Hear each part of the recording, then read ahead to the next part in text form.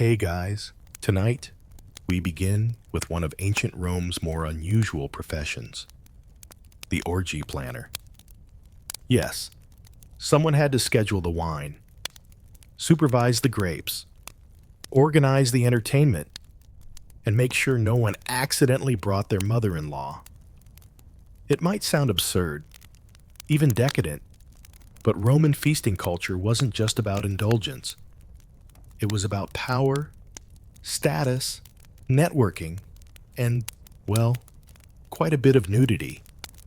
So, before you get comfortable, take a moment to like the video and subscribe. But only if you genuinely enjoy what I do here. And let me know in the comments where you're tuning in from and what time it is for you. It's always fascinating to see who's joining us from around the world. Now, dim the lights. Maybe turn on a fan for that soft background hum. And let's ease into tonight's journey together. Your eyes open before sunrise. Not because you're disciplined, but because you're anxious. You're the planner of tonight's elite Roman orgy, which means your brain has already conjured 17 things that could go wrong before breakfast. Your sleeping mat is still warm. Your tunic is wrinkled, and someone has already shoved a scroll under your door. It crackles ominously. You unroll it with the grim resolve of a soldier reading his draft notice. It's from your patron's wife, who would like to remind you that last time the rose petals were yellow, not red, and guests noticed. You haven't even touched your barley yet. Outside, Rome is just waking up. But you're already juggling flaming amphorae in your mind. Today's guest list includes senators, artists, philosophers, 2 courtesans who hate each other, and rumor has it, someone from the imperial family. Of course, no one tells you who. Could be a cousin, could be Caligula. Either way, you'll be blamed if someone's peacock isn't sufficiently massaged. You step into your sandals and begin the day like any good Roman orgy planner, with dread and a clipboard. First order of business, staffing. You sent runners yesterday to book flute girls, dancers, a harpist, and a man who walks on his hands while balancing a tray of figs on his feet. None have confirmed. You suspect at least 2 are currently drunk in the Suburra. Then there's the food. You've requested oysters, honey-roasted dormice, figs, dates, olives, and several questionable meats from the eastern provinces. Everything must arrive fresh, or at least fresh-ish. One bad oyster, and half the forum will be whispering that you poisoned Senator Gnaeus. Oh, and don't forget the cushions. Last time, one of the divans collapsed under a toga-heavy magistrate, and the fallout was political. This time, the couches must be sturdy enough to handle whatever happens on them. And you know exactly what happens on them. The sun is barely up, and you're already sweating into your linen. You take a breath. You remind yourself you are a professional, a maestro of madness, a choreographer of chaos. It's going to be a long day, but the cushions will be fluffed, the wine will be poured, and the guests will never know how close you came to screaming. Not yet. Anyway, it's still early, and already you're unrolling a fresh scroll, today's updated guest list. You read it slowly, bracing for disaster. It's not a seating chart. It's a delicately balanced social powder keg with olives on top. Lucius Calpurnius Piso is attending, naturally. He comes to everything and always insists on reclining in the center couch, preferably next to someone else's wife. Problem is, his wife Aurelia is also coming. She wasn't invited, but that's never stopped her before. You make a note. Separate couches, separate wine sources, and definitely no harp solos while they're both in the room. Last time, she threw a garum jug. Next, Senator Petronius Arbiter has accepted. A witty man, a dangerous man, known for his tongue, and not always in a poetic sense. You'll need to seat him far from Junius Blasus, whose poetry Petronius once described as a slow death written in meter. Then you spot it. Decianus and two guests unnamed. The vagueness is offensive. Could be respected clients. Could be gladiators. Could be a giraffe in a toga. You write flexible seating, West End, and move on. Now for the entertainers. 4 flute girls, 3 dancers, and the mime twins. That's already one more performer than Lucullus approves of. He considers mimes barbaric. His mistress, however, finds them delightful. And he finds his mistress's approval critical to his reputation. The guest list isn't just a set of names. It's a living map of ancient Roman tension, politics, power, lust, family feuds, and vendettas, all reclining together on silk-covered couches, drinking from the same communal bowl of wine. And of course, the real terror, someone important who wasn't invited. You can already hear the whispered accusations. It was intentional, a public insult. I'll never lend him my bath slaves again. You roll up the scroll. You make a new one. You draw arrows, add warnings, circle names. You're not planning a party. You're managing a live diplomatic simulation with aphrodisiacs and roasted dormice. Still, you've done this before. You'll do it again. You just hope this time no one stabs anyone over couch placement. Not like last spring. With the guest list finalized, or at least stable enough not to implode, it's time for the next crisis. Provisioning. Planning a Roman orgy isn't about pouring wine and lighting torches. It's about curating a menu so decadent it makes the gods feel underdressed. Your list is already 3 tablets long. Let's start with the basics. Wine. Not just any wine. It must be Falernian. And expensive enough to make your sponsor wince. You write 3 amphorae Falernian, 2 of Cuban for show, 1 of vinegar to serve to the guests who arrive late. Next, oysters imported fresh from Baiae. Must be alive when they arrive, or at least convincingly moist. You send a note to the seafood vendor, reminding him that last time half the oysters were already dead, and one guest declared it an omen. He's still recovering. Then there's honey-roasted dormice, a staple of Roman decadence, rolled in poppy seeds and dipped in honey. They must be plump, not stringy. You ask for 50.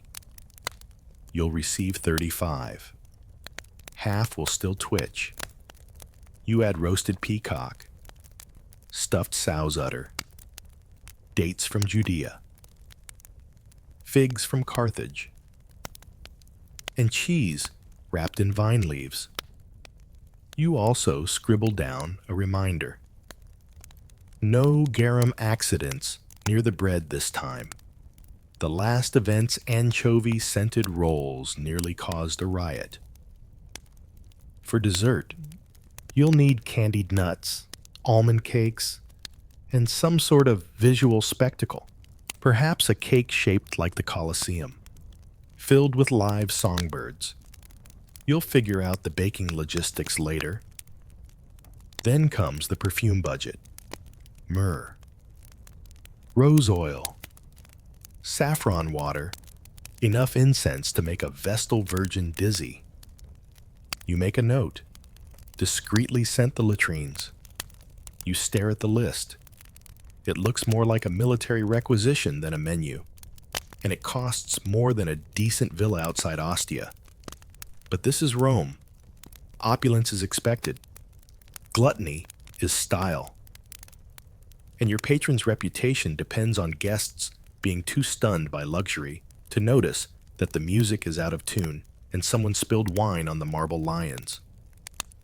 You hand the scroll to your fastest runner with strict instructions. No substitutions, no apologies, and if he forgets the sugared grapes again, I'm feeding him to the flamingos. Time to pray to Mercury, god of commerce and delivery. Let's clear something up right away. A vomitorium isn't what you think it is, but no. Romans didn't build special rooms just to purge mid-feast and make room for more peacock. That's a later myth, probably invented by someone who watched Romans eat and couldn't imagine another explanation. The vomitorium, in reality, refers to the entrance and exit passages in Roman amphitheaters where crowds spewed out after events. But that doesn't stop modern imaginations from picturing marble-tiled throw-up lounges filled with perfumed nobles and feather fans.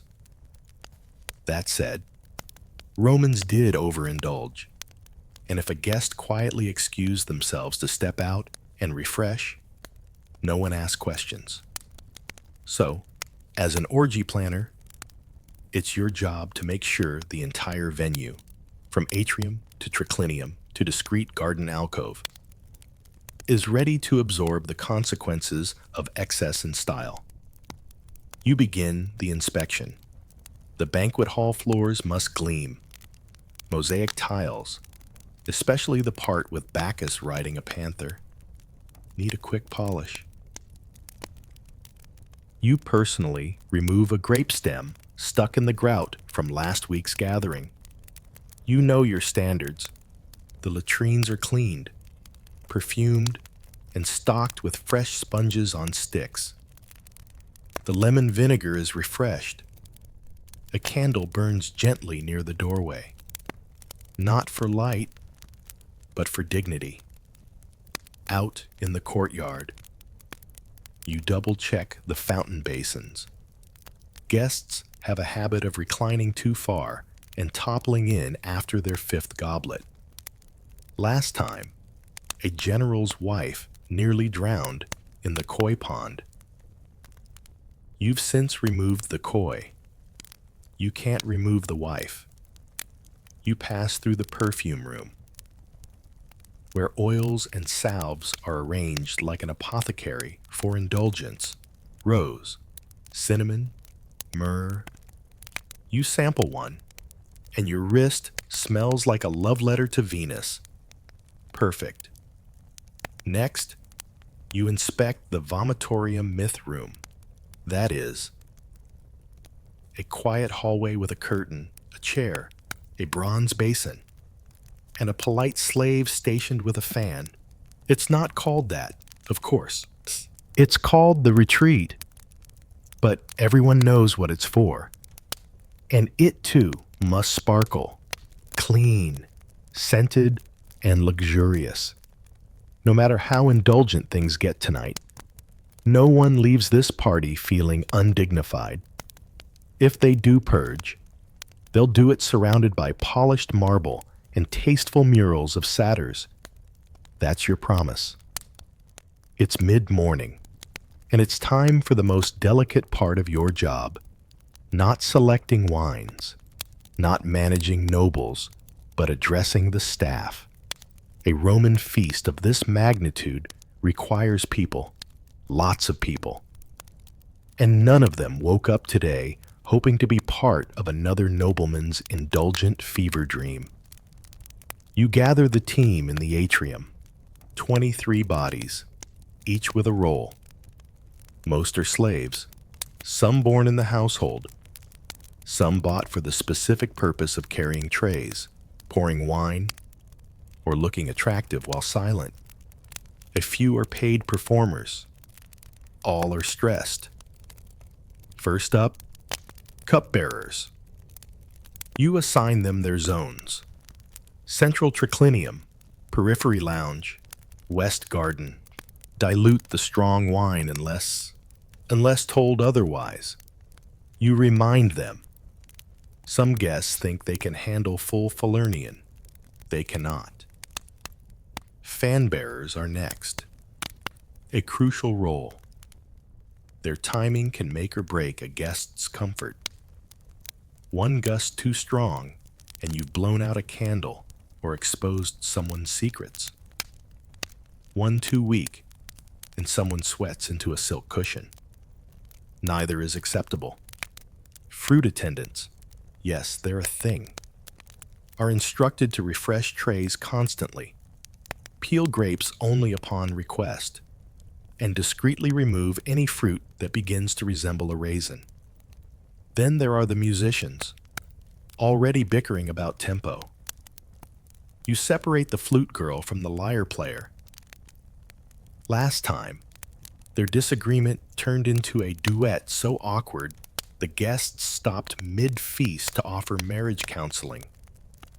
The dancers, all oil and eyeliner, lean dramatically against a pillar, pretending not to listen. You run through their cues anyway. No improvisation. You say sharply, "We are not reliving the Bacchic fire incident." You make eye contact with the youngest slave, a boy no older than 10, who's responsible for collecting discarded sandals. You nod once. He nods back. A silent pact is made. He will not fail you. Finally, you give your usual speech. Tonight, you are invisible unless summoned. You are silent unless spoken to. You are grace, rhythm, and elegance incarnate. Or, I swear by Jupiter, I will assign you to sponge duty until Saturnalia. There's a pause, then a collective nod. Briefings are complete. You take a breath. The human engine behind Roman debauchery is oiled, powdered, and aligned. For now, it happens every time. The invitations go out. The wine arrives. The silk cushions are plumped, and just when you begin to feel marginally in control, someone hurries into the atrium, out of breath. With that familiar look, the musicians haven't arrived. Of course, they haven't. You grit your teeth. You specifically booked a flute girl, 2 Cathara players, and 1 backup Aulos duo in case of exactly this situation. And yet here you are, staring down the barrel of silence at a party where silence is considered a civic offense. You send your most reliable runner to the Suburra district, Rome's chaotic marketplace of noise, smells, and bad decisions. Find them. You instruct, alive, conscious, and dressed. You don't even ask why they're late. You already know. They're either still asleep, too drunk to walk, or tangled in a romantic entanglement that began at last night's Saturnalia rehearsal and never stopped.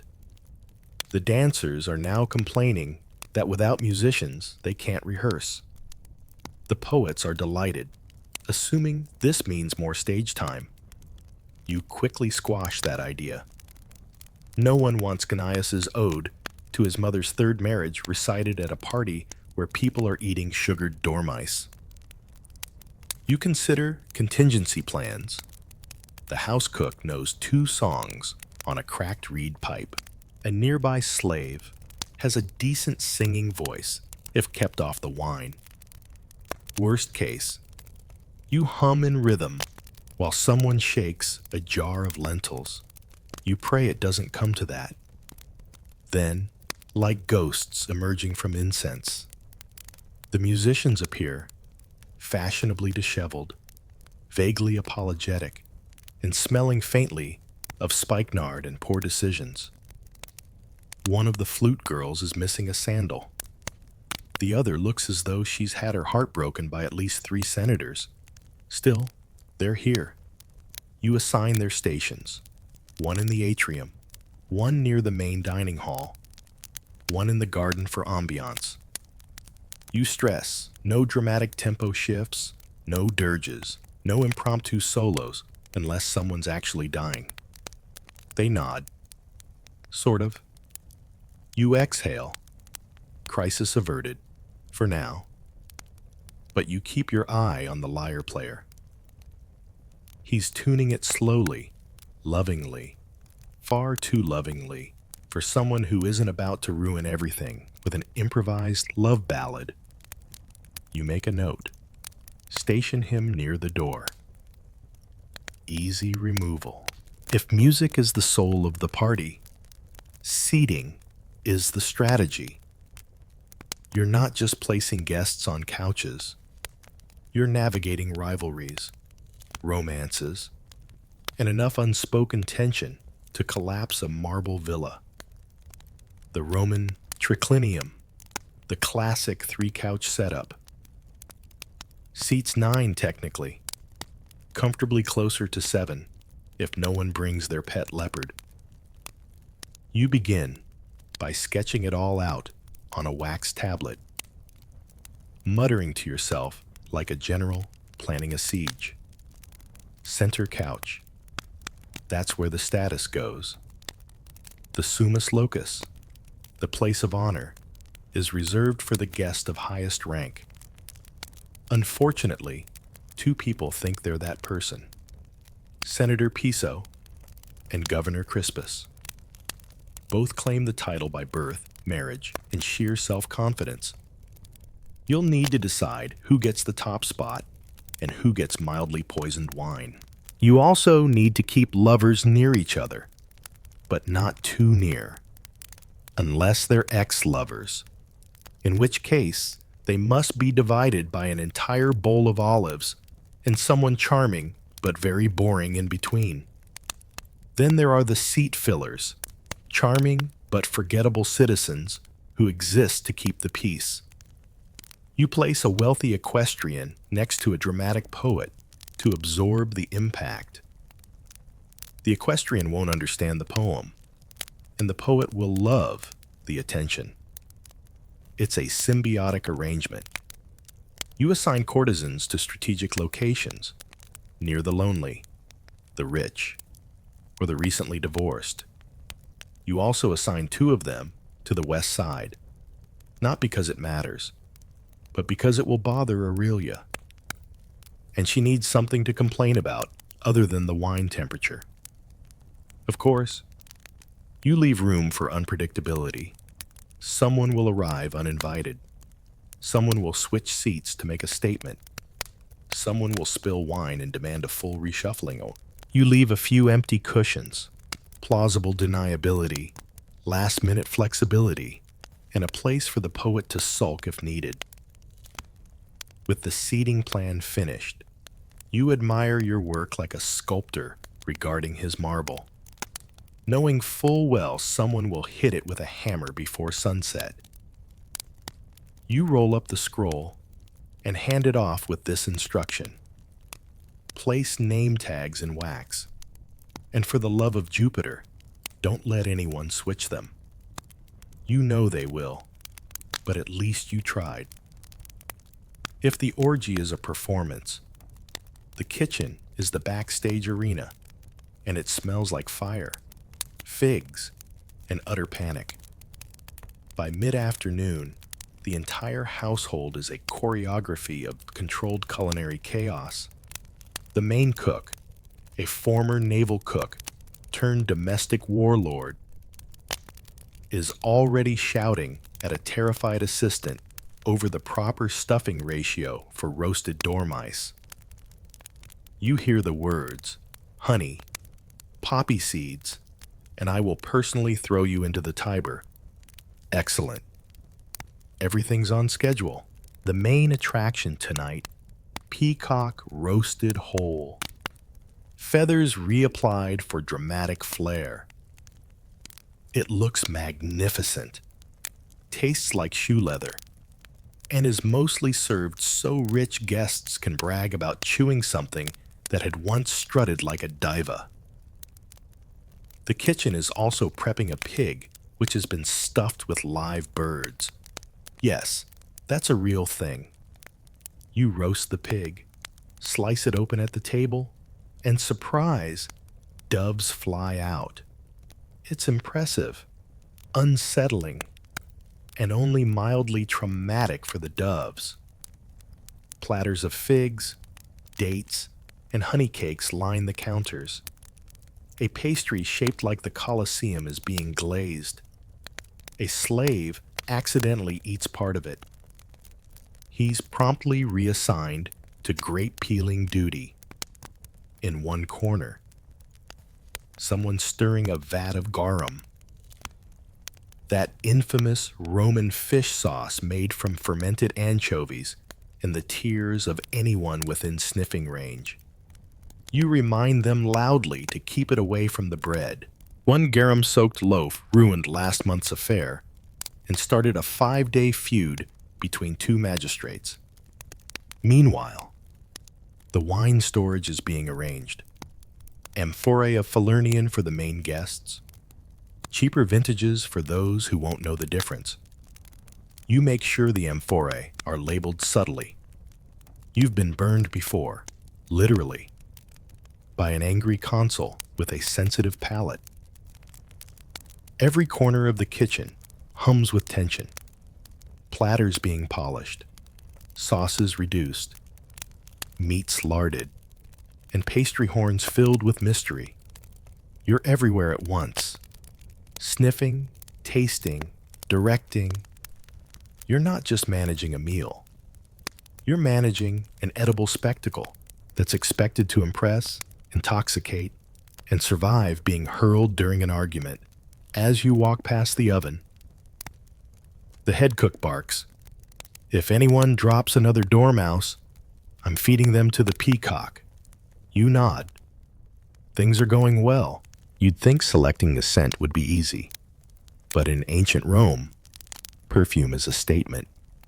And tonight's orgy is no place for amateur olfactory choices. The guests won't just taste and see opulence. They need to smell it. The air must reek of wealth, temptation, and the kind of confidence only achievable by people who bathe in imported rose oil. So, you descend into the storage chamber where tiny alabaster jars line the shelves like sacred relics. Myrrh from Arabia, cinnamon oil from Ceylon, saffron from Cilicia, and an experimental blend called Essence of Nile Lotus, which smells like an expensive pond. You've sniffed everyone twice. You begin composing the fragrance strategy like a battle plan. The atrium will smell of citrus and cedar wood, sharp, fresh, a clean opening note.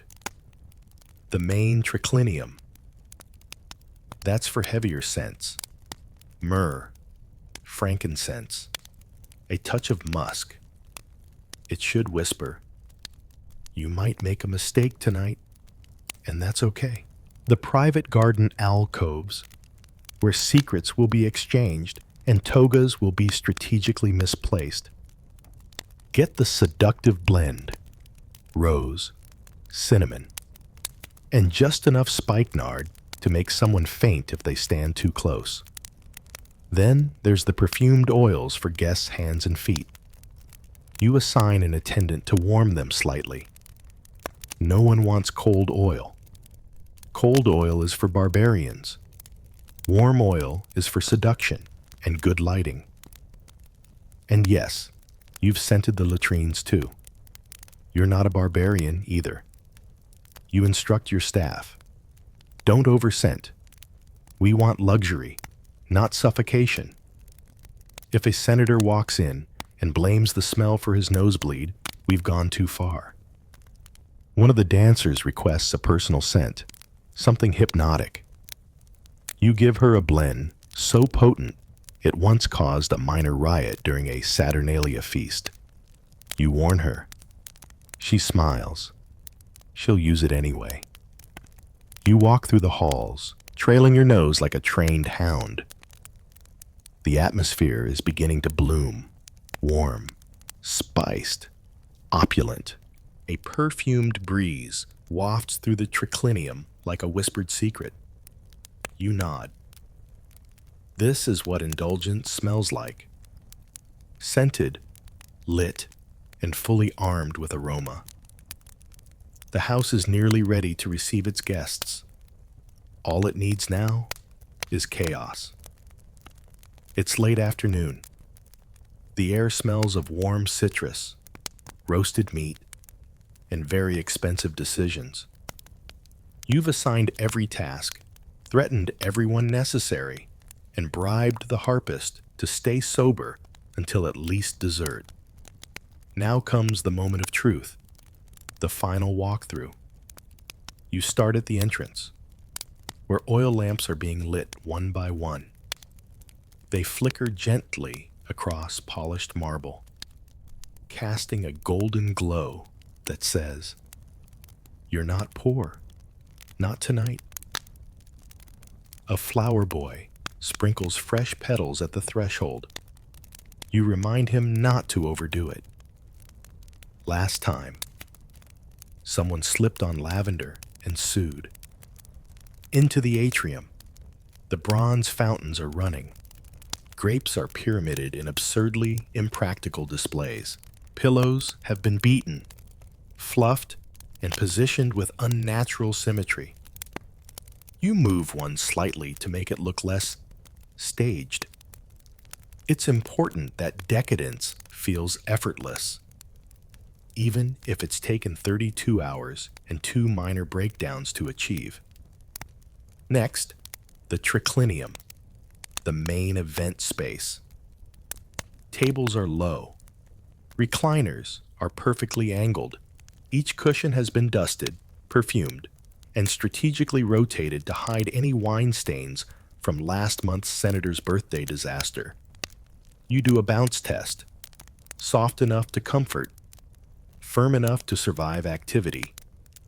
You inspect the tableware, silver goblets, bronze platters, blown glass amphorae. Bread is artfully arranged. Cheese is sweating slightly, but you decide it adds authenticity. You quietly remove a beetle from a fig. No one saw it. Never happened. In the garden alcoves, the lighting is soft and ambiguous, just dim enough to be flattering, just bright enough to avoid accidents involving potted plants and dignity. A servant fans incense. The effect is ethereal. You pause and let yourself enjoy it briefly. You spot a small detail, a flower out of place. You fix it. Another, a curtain that's not quite even. You adjust it. A final check. You inhale deeply. You listen. You walk through the space like a guest. It's beautiful, ridiculous, excessive, perfect. You sigh. For a moment, you let yourself believe it's all under control. Then someone rushes in. The guest of honor has arrived early, and he brought 3 extra wives. Of course he did. You smile tightly, straighten your tunic, and step into the fray. The first knock is not so much a knock as it is a dramatic thump, followed by laughter. You take a breath. Here we go. The door opens. A slave pulls back the curtain with just enough flourish to impress but not overshadow. Your first guest, Lucius Calpurnius Piso, strolls in like he owns the place, despite not paying for any of it. He smells of strong wine, ambition, and imported cologne that cost more than a soldier's annual wage. He greets you with a grin and a wink. Tonight, my friend, we make Bacchus blush. Behind him, a trail of courtesans, a minor poet, and a man carrying a small lyre who may or may not be invited. You decide not to check. Guests begin pouring in. Flowing robes, gold-threaded tunics, embroidered sandals, and expressions of affected boredom. They've all arrived early to show they're important, and they've all had at least one drink to show they're relaxed. You mentally recalibrate the wine rations. A slave offers perfumed towels. Another presents rose water. One guest refuses both and instead demands a small amphora of something more Dionysian. You give him spiced wine. He calls it intellectual. You don't correct him. The garden fills with murmurs, introductions, judgments, hushed conversations that are somehow louder than actual conversation. Someone's already asked where the flute girls are. Someone else is eyeing the fruit pile like it owes them money. You keep moving, nodding, adjusting. You separate 2 senators who haven't spoken since the goat insult incident. You notice that Governor Crispus is reclining far too close to someone else's wife, and that the poets are gathering in a corner like storm clouds. One of the dancers strays too early into the center. You snap your fingers. Not yet. Timing matters. If everything begins too soon, it loses mystery. If it begins too late, guests complain. You want suspense? You want smoldering scandal. You pass a serving tray, discreetly pluck a grape, and keep walking. You spot one guest already snoring on a cushion, another polishing a dagger with butter. So yes, it's going well for a Roman orgy. Controlled chaos is the highest compliment. And tonight, you're almost insulted. The lyres are tuned. The flute girls are finally sober, or at least balanced, and the dancers are oiling their limbs like they're about to go into battle. You give the nod. The entertainment begins.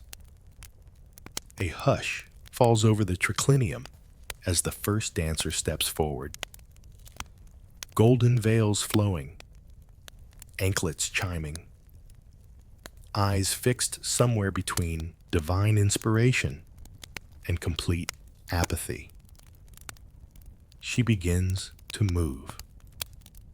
It's graceful, hypnotic, and exactly the level of theatrical sensuality that makes elderly senators feel poetic. The flute joins in, slow, spiraling notes that float through the perfumed air like incense. For a brief, beautiful moment, the entire feast slips into rhythm. Chewing slows, Conversations hush. Even the poet stops trying to recite. But then, of course, something goes off script. A guest demands a reenactment of the myth of Leda and the Swan. Another counters, no. Orpheus in the underworld, with real torches this time. A third suggests something involving naked gladiators, a water jug, and interpretive juggling. You smile politely and assure them it's all part of the plan. Meanwhile, the mime twins, who were specifically told to wait until the third wine course, enter early and begin miming an exaggerated scene of seduction involving a fig and a sausage. Half the room laughs. The other half looks confused. One man applauds like it's the theater of Pompey. You resist the urge to pour wine directly into your eyes. The dancers continue. The musicians try to adapt. You spot the harpist improvising something mournful, possibly because she's just realized she's playing in the wrong key. Then someone throws a peach.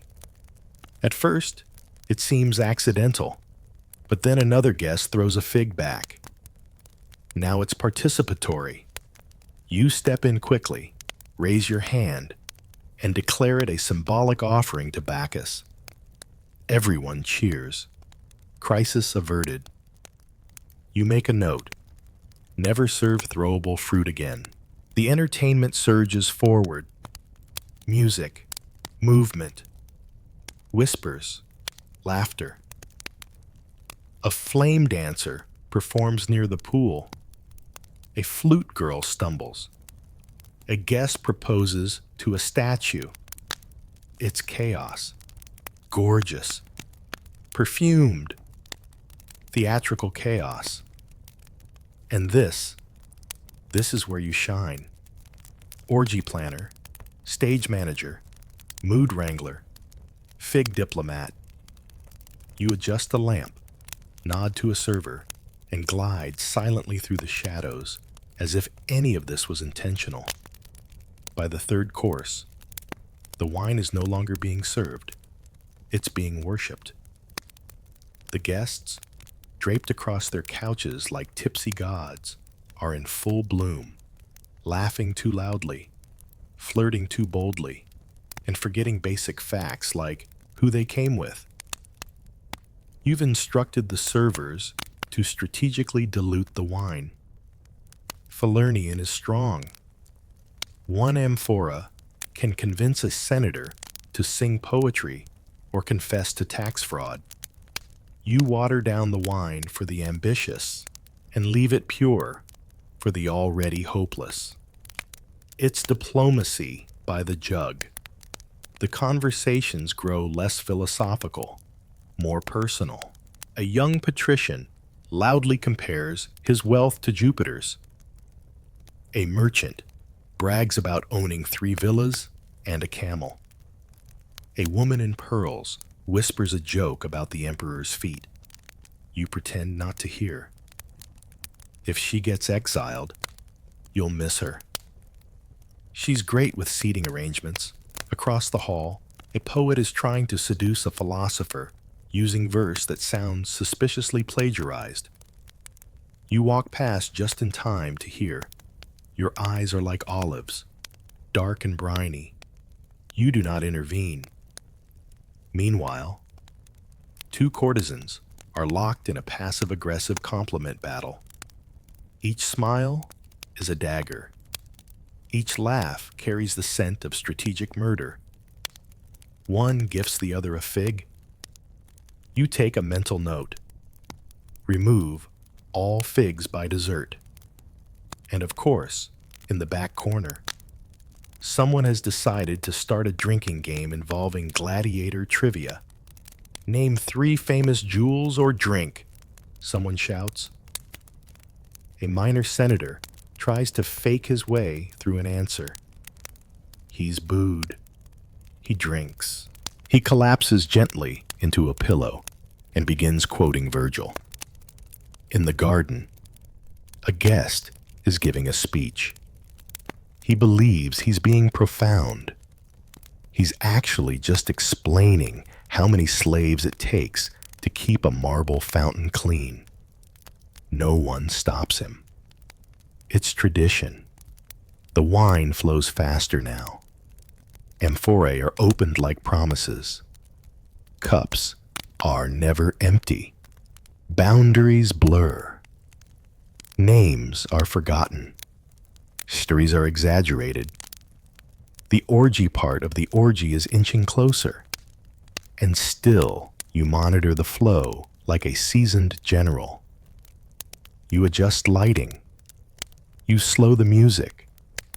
You stop a guest from drinking perfume. The orgy is heating up, and the scandals, they're just beginning to simmer. By this point in the evening, the party has transitioned from structured decadence to unstructured mythological nonsense. Guests have stopped using names. Titled senators are referring to each other as Apollo, Venus, or that guy with the peacocks. Someone has fashioned a laurel wreath out of table herbs. You spot 3 people in the fountain. One appears to be trying to baptize the others. You decide not to ask. This is the moment where most hosts would panic. But you sip watered wine calmly and begin quiet damage control.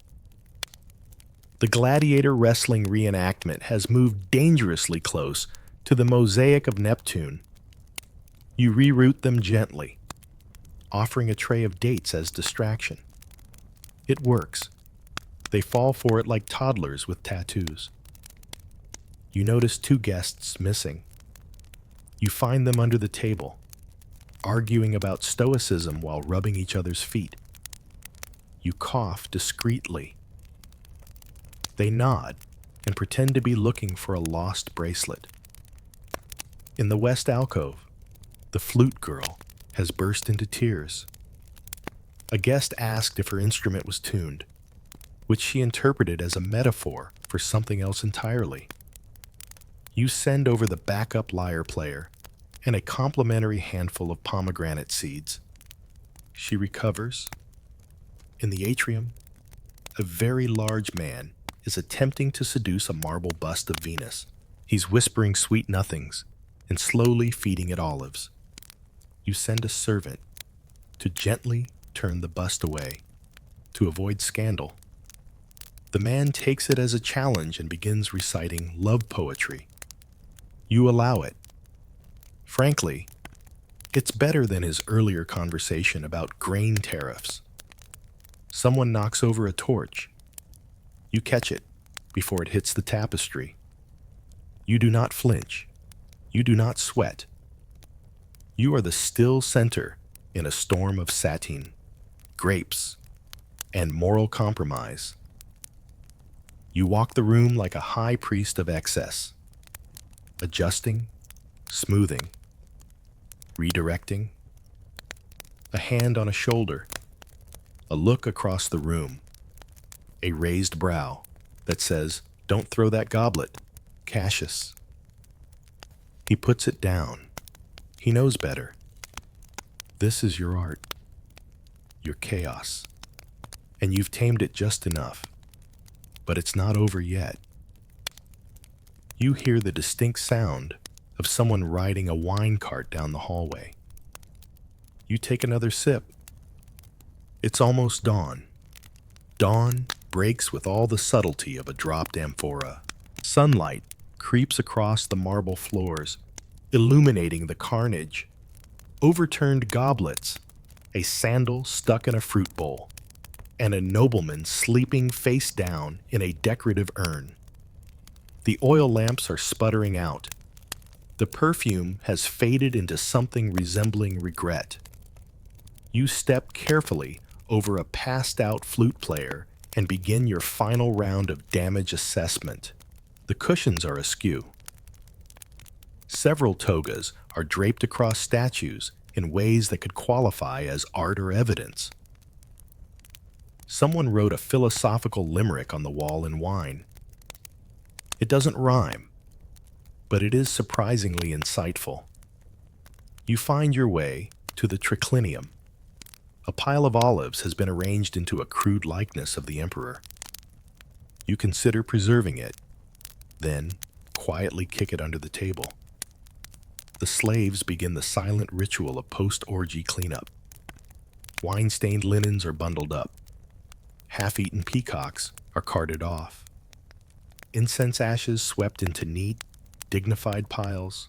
You give instructions in a hushed voice, as though speaking too loudly might awaken the deeper chaos.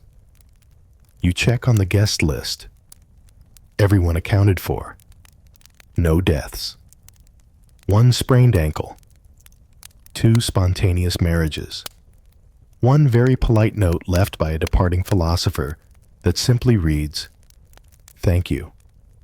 I've learned things I must never speak of." You make a list titled Debrief. It includes: never serve throwable fruit. Do not allow live poetry battles near open flames. Keep Venus statue in storage during future events. Seat Crispus far from anyone with legal representation. Someone groans loudly from under a table. You nod in acknowledgement, but offer no help. The party is over. Everyone must face their own consequences. In the garden, doves are still wandering from the pig burst performance. You gently herd them into a corner and throw them some leftover candied almonds. They deserve something sweet after the evening they've endured. You take one last look around. It was a mess, a triumph, a diplomatic nightmare with grapes. And you survived it. You retire to your room, kick off your sandals, and collapse onto your mat. No applause, no awards. Just the knowledge that no one saw the chaos because you absorbed it. Tomorrow, they'll tell stories about how perfect it was. You'll just sleep. It started with a whisper of wind, dry, crackling, bitter. The soil of the Great Plains, once black and rich, had turned to powder. And now that powder took flight. Farmers who once danced in golden wheat fields stood helpless as their land. Their future, quite literally, blew away. The 1930s weren't kind to anyone, but for families from Oklahoma, Texas, Kansas, and eastern Colorado, the land itself became the enemy. They had trusted the soil. That was the tragedy. Encouraged by government incentives and promises of prosperity, thousands of families had plowed up native grasses to make way for row after row of wheat. But they weren't told that those native grasses were the only thing holding the land in place. And when the rain stopped in 1931, it didn't return. Year after year, the drought deepened. Without roots, the topsoil had nothing to hold it down. It began to lift, carried away by the wind in ever-thickening clouds. The storms came suddenly. One moment, the sky was blue. The next, it was black, as if night had fallen in the middle of the day. Walls of dust hundreds of feet high swallowed entire towns. Livestock suffocated. Cars stalled. Children developed dust pneumonia. Mothers sealed windows with wet towels and stuffed newspaper into the cracks of doors. But the dust still crept in, coating dishes, furniture, lungs. People started calling it the Dust Bowl on April 14th, 1935. forever known as Black Sunday. A storm so massive swept across the plains that some believed the world was ending. A preacher in Oklahoma reportedly told his congregation to go home and prepare for judgment. That storm stretched for over 200 miles, blotted out the sun, and turned day to darkness for thousands. And with it came a realization. They couldn't stay. The soil was gone. The crops were gone. The livestock were dying. Children were coughing up dirt. What was once a land of hope had become a graveyard of dreams. And so, with battered pickup trucks, jalopies held together with wire, and everything they owned strapped to the roof, families turned west, toward California, toward survival, toward something, anything better than this. They didn't yet know what waited for them on the other side, but they knew what they were running from, and it was gaining on them. The road west wasn't paved with gold. It was paved with desperation. As the Dust Bowl ravaged the plains, an exodus unlike any other in American history began.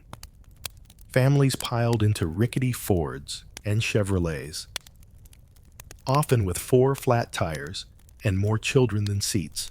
Everything they had, mattresses, kettles, washboards, and heirlooms, was lashed down with rope.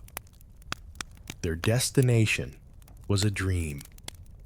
California. Route 66 became the artery of escape.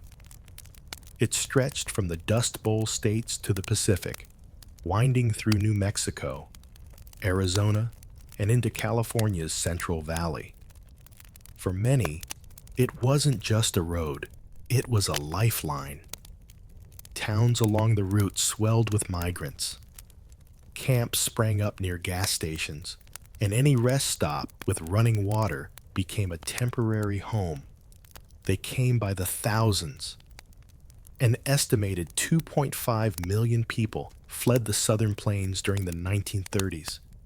Most were small-time farmers, sharecroppers, and field hands. They left behind mortgages they couldn't pay, fields they couldn't save, and homes they could no longer live in. Many never looked back. Others wept as they crossed the state line. But California wasn't the promised land they had imagined. Newspaper ads had promised farm jobs and lush fields, but the reality was far harsher. By the time most migrants arrived, the Great Depression had already choked off much of the economy. Work was scarce, and wages were lower than survival required. At the state border, California Highway Patrol officers began turning people away if they looked too poor, derogatorily nicknamed Okies, regardless of whether they were actually from Oklahoma. These migrants were viewed with suspicion and often outright hostility. Locals feared they'd bring crime, disease, or worse, competition for scarce jobs. Still, the travelers pressed on. In makeshift camps called Hoovervilles, named after President Hoover, whom many blamed for their plight, they slept under tarps and cardboard. In the fields, they picked peaches, grapes, cotton, whatever was in season. Their children worked beside them, often in the blazing heat. A day's pay might buy a little bread, maybe beans. And yet, even through hunger and humiliation, they carried hope. Hope that the next field would pay better, that California would eventually deliver on its dream, that the road, however long and dusty, led somewhere better. Because to turn back wasn't just impossible, it meant surrender. And none of them were ready to do that, Once in California, the dust didn't follow them, but the hardship did. For the thousands of families who arrived seeking a better life, what they found instead were crowded, unsanitary migrant camps and a cold welcome from the locals. Entire communities of tents, shacks, and makeshift huts sprang up on the outskirts of towns and orchards. These were not homes. They were survival zones. Families crammed into shelters made from salvaged wood, tin scraps, cardboard, and canvas. There was little privacy. Water came from communal pumps. Toilets were often nothing more than dugout pits, shared by dozens. Illness spread fast. Malnutrition weakened the old and the young. Babies cried for milk. Parents prayed for work. The air might have been cleaner than Oklahoma's, but the mood was still suffocating. Tensions simmered. Local Californians saw the migrants as a threat. They feared that the flood of desperate laborers would undercut wages. And they were right. Growers could now offer pennies for back-breaking fieldwork, knowing that someone somewhere would be desperate enough to take it. And so, wages plummeted. Conditions worsened. Exploitation became the norm. Sometimes, the migrants' only refuge came from the federal government. The Farm Security Administration, FSA, created a handful of labor camps like the one in Arvin, California, offering sanitation, medical care, and basic dignity. These government camps were different, organized, clean, even democratic. Residents elected committees and settled disputes internally, creating some of the only democratic spaces these families had ever known. But there weren't enough of them. Most families lived outside this safety net, in the informal, lawless settlements that ringed the agricultural valleys. They were often harassed by police, driven out of towns by angry mobs, or forced to keep moving to avoid detection. Local authorities labeled them vagrants. Some children were denied schooling. Others were too sick or too busy working in the fields to attend. And yet, inside these camps, a culture of resilience grew. People played guitars around campfires. They told stories. They shared food. They sang songs like Hard Traveling and Dust Bowl Refugee, giving voice to their pain and their perseverance. These weren't just sad ballads. These were anthems of survival. Because even when life stripped them of land, home, and security, they still clung to community. And with community came strength. They were poor, but they were not broken. And slowly, something powerful began to grow amid the hunger. Solidarity. For the children of Dust Bowl migrants, childhood was not a time of play. It was a daily exercise in endurance. Their toys were often sticks. Their games played in dirt lots beside roadside camps. And their classrooms were fields of crops. The Great Depression had already strained America's youth. But for these children, poverty came with an extra layer of dust and displacement. They weren't shielded from the struggle. They were part of it. Even young children worked alongside their parents, stooping to pick cotton, grapes, or beans for a few cents a day. Some were as young as 6, their small fingers blistered and raw by the end of each shift. School was a luxury. Constant relocation meant constant interruption. By the time they enrolled in a new school, it was time to move again. And if they made it to school at all, they were often unwelcome, labeled okie kids. They were mocked by peers and sometimes even by teachers. Their clothing, patched, sun-bleached, and often shared between siblings, marked them instantly. Their accents, their dust-bitten skin, their silence born of hunger, they all set them apart. Some schools refused to enroll them all together. Others required them to clean toilets before attending class.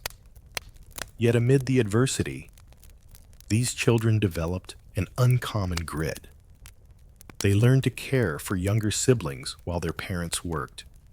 They carried jugs of water to the fields, fixed broken shoes with scraps of rubber, and helped stretch meals made of beans, cornmeal, and lard. Despite the odds, there were small triumphs. Relief agencies occasionally provided books, soap, and even makeshift schools in the rare government camps. With stability, children could laugh, read, and learn, if only for a little while. It wasn't much, but for a child who had lived through dust storms, hunger, and homelessness, it was a start. Some grew up to remember these years not just as ones of deprivation, but of togetherness. Families, though poor, were tightly knit. Storytelling, music, and shared chores created bonds that lasted lifetimes. The children might not have had toys, or birthdays, or summer vacations, but they had one another. And as they grew, many carried that resilience into adulthood, becoming the first in their families to find stable jobs, finish high school, or join the military in the coming war. They were children of dust, yeah, but also children of determination. As the Dust Bowl migrants toiled in California's fields and camps, their stories didn't vanish. They transformed into song. Music became both a comfort and a weapon, a way to preserve dignity and protest injustice when words alone weren't enough. In the rhythm of guitar strings and the verses of folk ballads, the pain, pride, and perseverance of the migrants came alive. Nowhere was this more visible than in the music of Woody Guthrie, a native Oklahoman himself. Guthrie became the voice of the displaced. He traveled alongside migrants, slept in the same camps, and picked in the same fields. What he saw, he sang. His songs weren't abstract. They named real places, real struggles, real heartbreak. Dust Bowl refugee, for example, warned hopeful migrants that California wasn't the paradise they had imagined. California is a Garden of Eden, a paradise to live in or see. But believe it or not, you won't find it so hot if you ain't got the do-re-mi. Guthrie's songs echoed through dusty camps, played on battered guitars, harmonicas, or simply sung aloud. They were passed from tent to tent, worker to worker. These weren't just melodies, they were oral history. They reminded listeners they weren't alone. They turned shared pain into collective strength. But Guthrie wasn't the only one. Across the camps, migrants created their own songs about lost farms, cruel foremen, the long road west, or hopes for a better tomorrow. These songs told the truth when newspapers didn't, when politicians wouldn't. They spoke of exploitation, hunger, police harassment, and broken dreams, but also of love, faith, and resistance. This music influenced the rising American folk scene and became part of a larger cultural shift. It exposed listeners beyond California to the harsh reality of life for Dust Bowl refugees. It built empathy. It planted seeds of activism. Over time, these songs helped fuel support for reform. They humanized statistics. They pierced through indifference. They challenged the narrative that the migrants were lazy or unwanted. In melody, they proved otherwise. Because when the land failed, and the work was cruel, and the people were hostile, there was still the music. It fed souls when bodies starved. It gave voice to the voiceless, and it reminded every man, woman, and child beneath a canvas roof, you matter, you belong, you endure.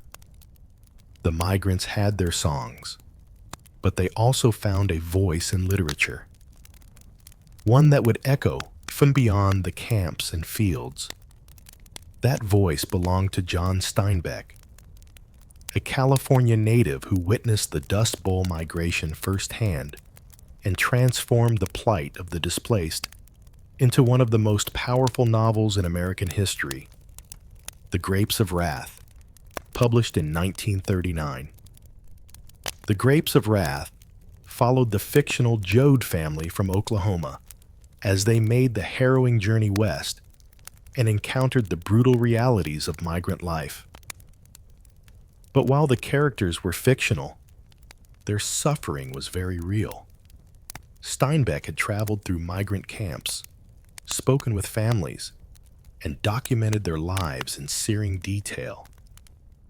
He was outraged by what he saw: malnutrition, police violence, wage theft, and the erosion of human dignity. His words were not gentle. They were raw, furious, and unflinching. He described babies starving to death, men breaking under humiliation, women doing back-breaking labor while hiding pregnancies. Steinbeck didn't romanticize the poor. He honored them. He saw in them a resilience that refused to die.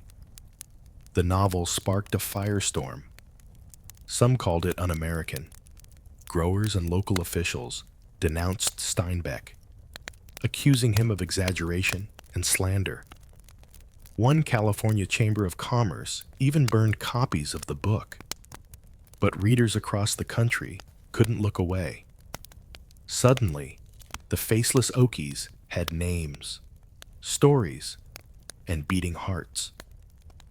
Steinbeck's work did more than raise awareness. It pushed for action.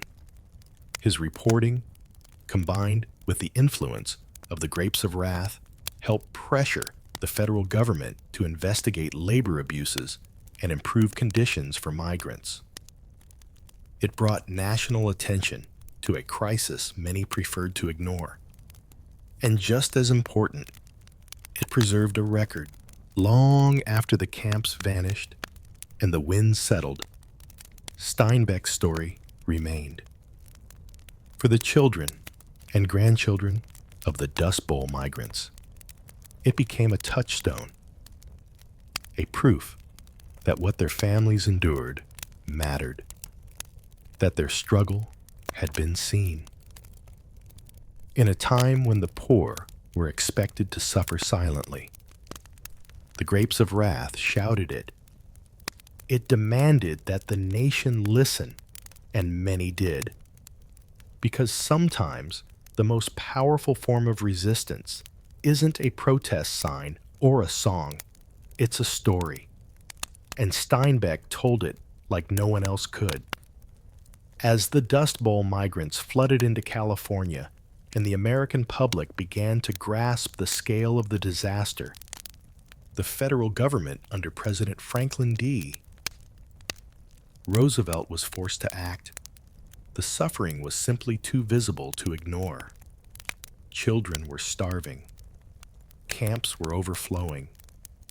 Fields were filled with desperate laborers. And America's image of itself as the land of opportunity was unraveling in real time. Enter the New Deal. Roosevelt's sweeping series of programs designed to rescue the country from the Great Depression. While the New Deal didn't solve every problem migrants faced, it marked a turning point. Agencies like the Resettlement Administration and later the Farm Security Administration, FSA, were created to offer aid, restore dignity, and attempt long-term solutions. The FSA, in particular, focused on the plight of displaced rural families. It built government-run labor camps in California and other states, structured communities with clean water, toilets, medical care, schools, and even playgrounds.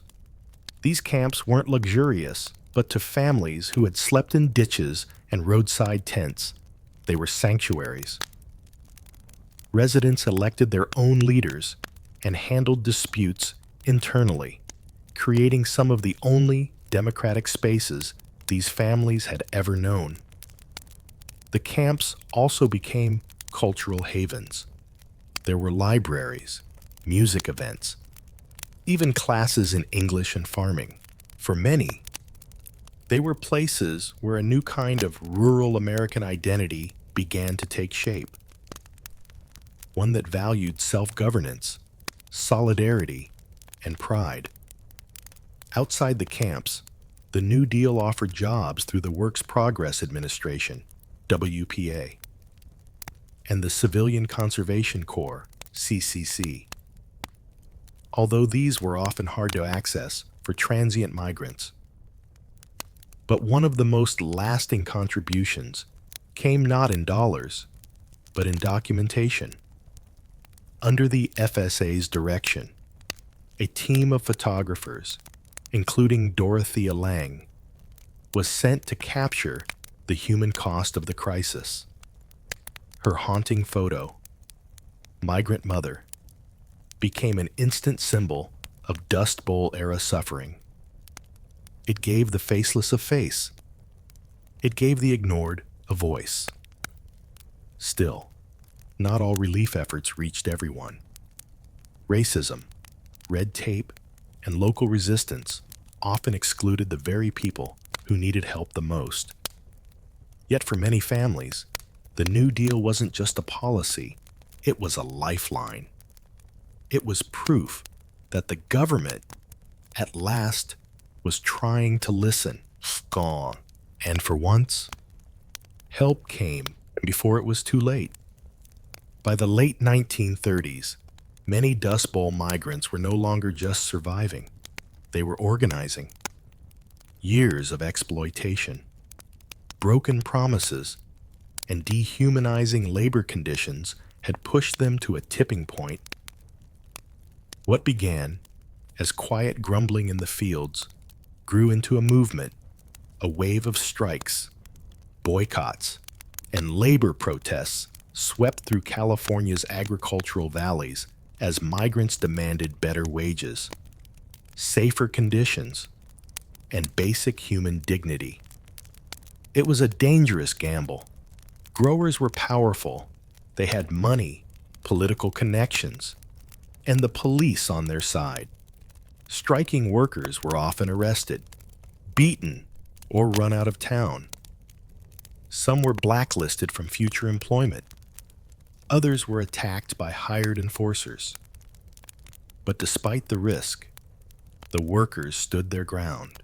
Organizations like the Cannery and Agricultural Workers Industrial Union and the United Cannery, Agricultural, Packing, and Allied Workers of America, UCAPAWE, began to emerge, offering a rare but essential support system, though often underfunded and fragmented. These unions helped teach workers how to negotiate, how to protest peacefully, and how to document abuses. For many migrants, especially women, joining a strike wasn't just about money, it was about voice. Mothers marched with children in their arms. Teenage daughters stood beside fathers in picket lines. In some camps, entire families were evicted for trying to unionize. Yet the courage remained. In 1933, 1934, massive cotton strikes broke out across the San Joaquin Valley. Thousands walked off the job. While growers tried to break the momentum with intimidation and violence, the strike gained national attention. And after long weeks of protest, workers won a modest pay increase, proof that resistance could work. Journalists and writers documented these uprisings. Photographers captured images of tired but defiant pickers. Labor organizers like Luisa Moreno and Dolores Huerta, though their most famous work would come later, stood on the shoulders of these early migrant movements. The Dust Bowl refugees weren't just poor, desperate people. They were political actors, survivors, fighters. Even as their accents marked them as outsiders and their clothes betrayed their poverty, they refused to be silenced. They were no longer just victims of weather and economics. They were now shaping the narrative. In standing up for themselves, they began to change not just their own lives, but the future of labor in America. And their fight was just beginning. By the early 1940s, the worst of the Dust Bowl had passed. Rain finally returned to the plains. The economy, bolstered by the demands of World War II, began to recover. Many migrant families who had once wandered from field to field found permanent homes, steady work, and a fragile sense of normalcy. But the migration had already left a deep, irreversible mark on American society, culturally, politically, and emotionally. The children who once picked fruit under a blazing sun grew up to serve in the military, attend college through the GI Bill, and raise families of their own. Some became farmers again, this time with greater respect for conservation and the land. Others moved to cities like Los Angeles and Bakersfield, laying the foundation for working-class neighborhoods that still exist today. Culturally, the Dust Bowl migration reshaped California. Once seen as outsiders, Okies gradually became part of the fabric of the state. Their music, language, and values blended with local traditions, giving rise to new genres like the Bakersfield sound in country music. Made famous by artists like Merle Haggard, himself the son of migrants, the pain and pride of those years never vanished. They just found new ways to speak. In literature, The Grapes of Wrath became a permanent fixture on American bookshelves, a reminder of both the nation's cruelty and its capacity for compassion. In politics, the Dust Bowl era helped fuel the labor rights movement, land conservation efforts, and broader awareness of the need for a social safety net. The lessons weren't just historical, they were environmental. The Dust Bowl taught America the danger of abusing the land. Soil conservation districts were established. Farming techniques were reformed. And ecological stewardship became a national conversation. The wounds left by reckless agriculture were deep, but not forgotten. And perhaps the most enduring legacy was that of resilience. These migrants had faced nature's wrath, economic collapse, hunger, and hate. They had been spat on, shut out, and shoved aside, but they endured, they adapted, and they helped build the modern West. Today, descendants of Dust Bowl migrants still carry the stories of hardship and grit in dusty family albums, in old camp photos, in the chords of a Guthrie song. They remember, because the Dust Bowl wasn't just a disaster, it was a defining chapter of American identity. One written in dust, yes, but also in determination. Imagine a world with no paper, no books, no Google, just memory and voice. That was the reality for nearly all human societies for most of our existence. Long before alphabets were carved into stone or ink flowed onto parchment, knowledge was preserved in stories, songs, and spoken rituals. Oral tradition wasn't just a method of sharing information. It was the primary engine of civilization itself. In these societies, memory was a sacred duty. Stories weren't told for entertainment alone. They were the vessels of identity, law, morality, and survival. Elders passed on creation myths, ancestral lineages, laws, customs, and taboos. Farmers learned planting cycles from seasonal chants. Hunters remembered terrain through rhythmic recitations. Parents taught children life lessons through fables and parables. Everything essential, who we are, where we come from, how to live, was carried in the voice because there was no written backup. Accuracy mattered. Oral cultures developed sophisticated memory techniques to preserve knowledge. Rhythm, rhyme, meter, repetition. These weren't stylistic choices. They were mnemonic devices. Stories had structure for a reason. Chants and epics were designed to be unforgettable, and they had to be. In a world where the past lived only in minds and mouths, forgetting wasn't just a lapse, it was a cultural crisis. But oral tradition was never static. It was flexible, responsive. Each retelling carried a pulse of the present. A storyteller might adjust a tale for a new audience, or shift emphasis depending on context, and this made oral knowledge both enduring and adaptable, a living, breathing archive. It wasn't stored on dusty shelves. It walked, talked, danced, and sang. Storytellers themselves held immense social power. In many cultures, they were revered. They weren't just performers. They were memory keepers, truth bearers. In some places, they were spiritual guides or political advisors.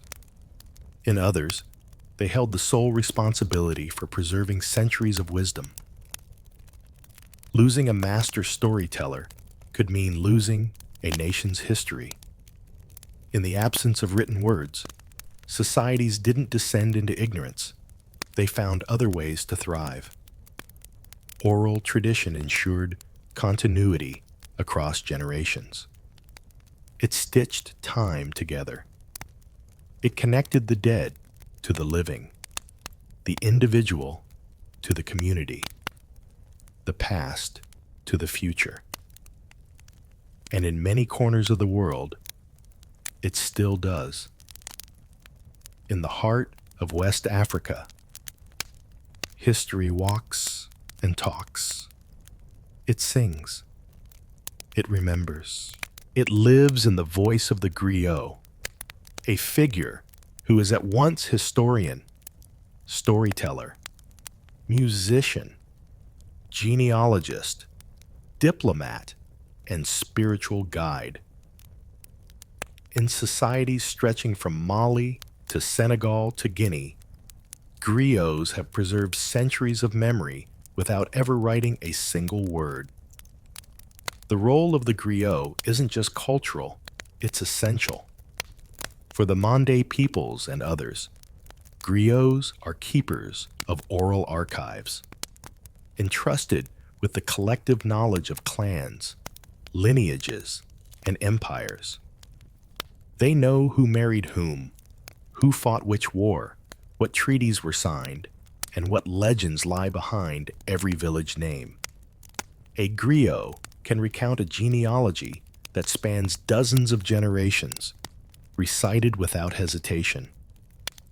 This isn't casual storytelling. Griots undergo years, sometimes decades, of intense apprenticeship.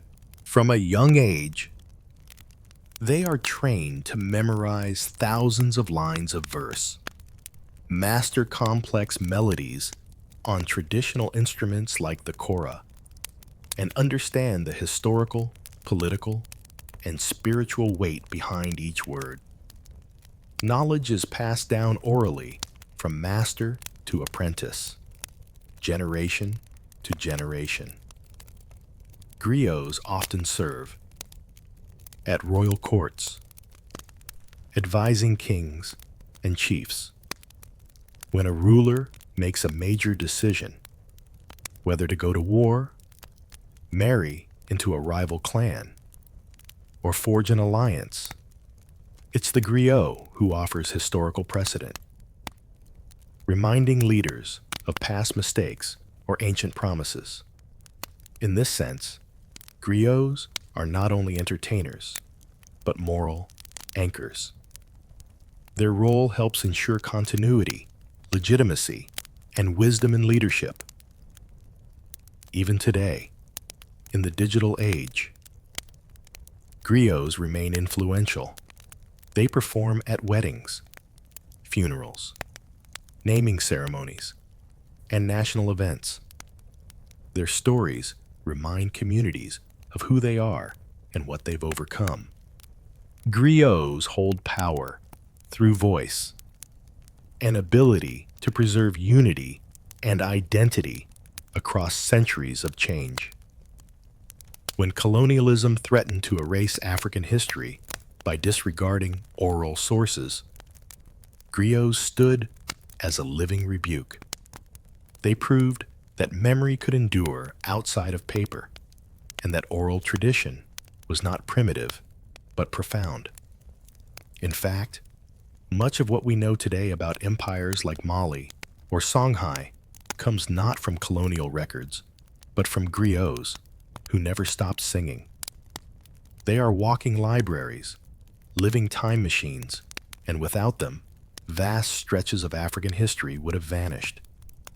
Thousands of years before compasses or GPS, the peoples of the Pacific Ocean were already master navigators. From tiny canoes, they charted one of the largest expanses of water on Earth, sailing from island to island across thousands of miles. They had no maps, no written instructions. Instead, they had oral tradition, a deep, embodied knowledge passed from one generation to the next, preserved not in books, but in the blood, sweat, and bones of memory. At the heart of this tradition were the wayfinders, highly trained navigators who used the stars, ocean swells, cloud formations, bird flight patterns, and even the color of the water to find their way. This knowledge wasn't guesswork. It was precise, tested over generations of voyaging. But it wasn't written down. It was memorized through chants, songs, and visualizations taught over many years in sacred training. One of the most famous examples of this oral memory system is the star compass used by Polynesian navigators. This mental map divided the horizon into specific points aligned with the rising and setting of stars. Each star had meaning, direction, and seasonal timing. Wayfinders would chant these stars in a sequence, imprinting entire navigational routes into their minds like a living GPS. The knowledge didn't stop with astronomy. Navigators memorized sequences of islands, stories of past voyages, ocean swells, seasonal winds, and oral genealogies of their own lineages. Because navigation wasn't just about travel, it was about identity. To sail the ocean was to trace the steps of your ancestors, to renew your connection to them with every voyage. Oral tradition also safeguarded cultural history. Myths of great migrations, origin stories, and the deeds of legendary seafarers were recited with reverence. These tales weren't just entertainment. They were survival manuals. They told when and where to travel, where fresh water could be found, what reefs to avoid, and what omens to heed. When European explorers arrived in the Pacific, they marveled at the accuracy of these navigators. Some dismissed their knowledge as luck or instinct, but centuries later, modern researchers began to rediscover the immense cognitive sophistication behind it. Today, Polynesian voyaging societies are reviving these oral traditions, training new generations in the art of wayfinding without technology. Because in Polynesia, to remember is to navigate, to speak is to sail, and to forget is to be lost at sea. Long before the written word carved its place in Greek culture, bards traveled from town to town, reciting epic tales that would define Western literature. Among these storytellers was a name that echoed through millennia: Homer. Whether he was a single historical figure or a composite of many voices, Homer's Iliad and Odyssey are towering testaments to the power of oral tradition. These weren't simply stories. They were living performances, recited aloud, often accompanied by the lyre. Homeric epics were transmitted from bard to bard, memorized in their entirety. The Iliad alone contains over 15,000 lines of verse. How could one possibly remember it all? The answer lies in the architecture of oral composition.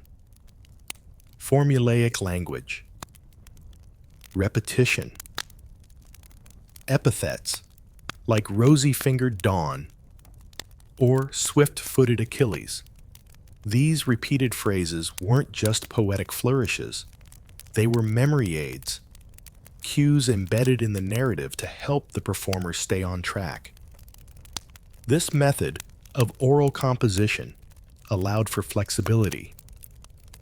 No two recitations were ever exactly the same.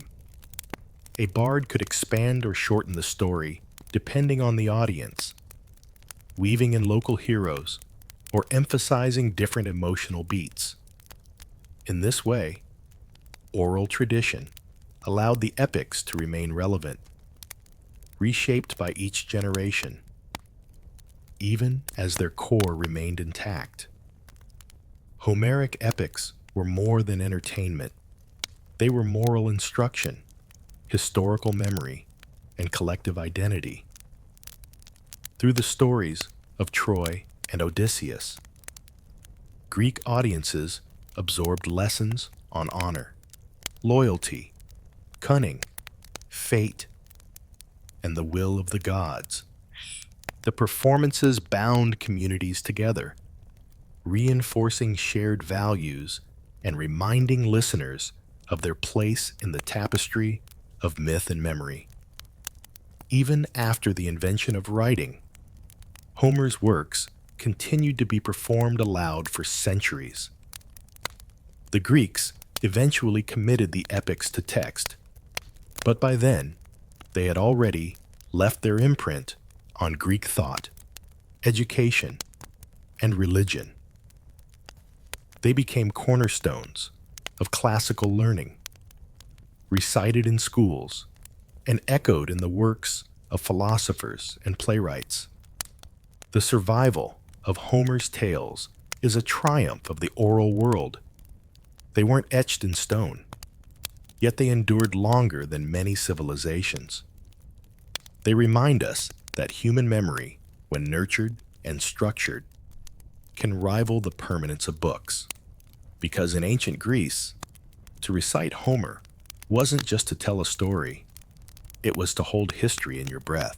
Long before European contact, the indigenous peoples of North America had built rich, complex civilizations without the use of written language. Their histories, laws, cosmologies, and scientific knowledge were preserved entirely through oral tradition.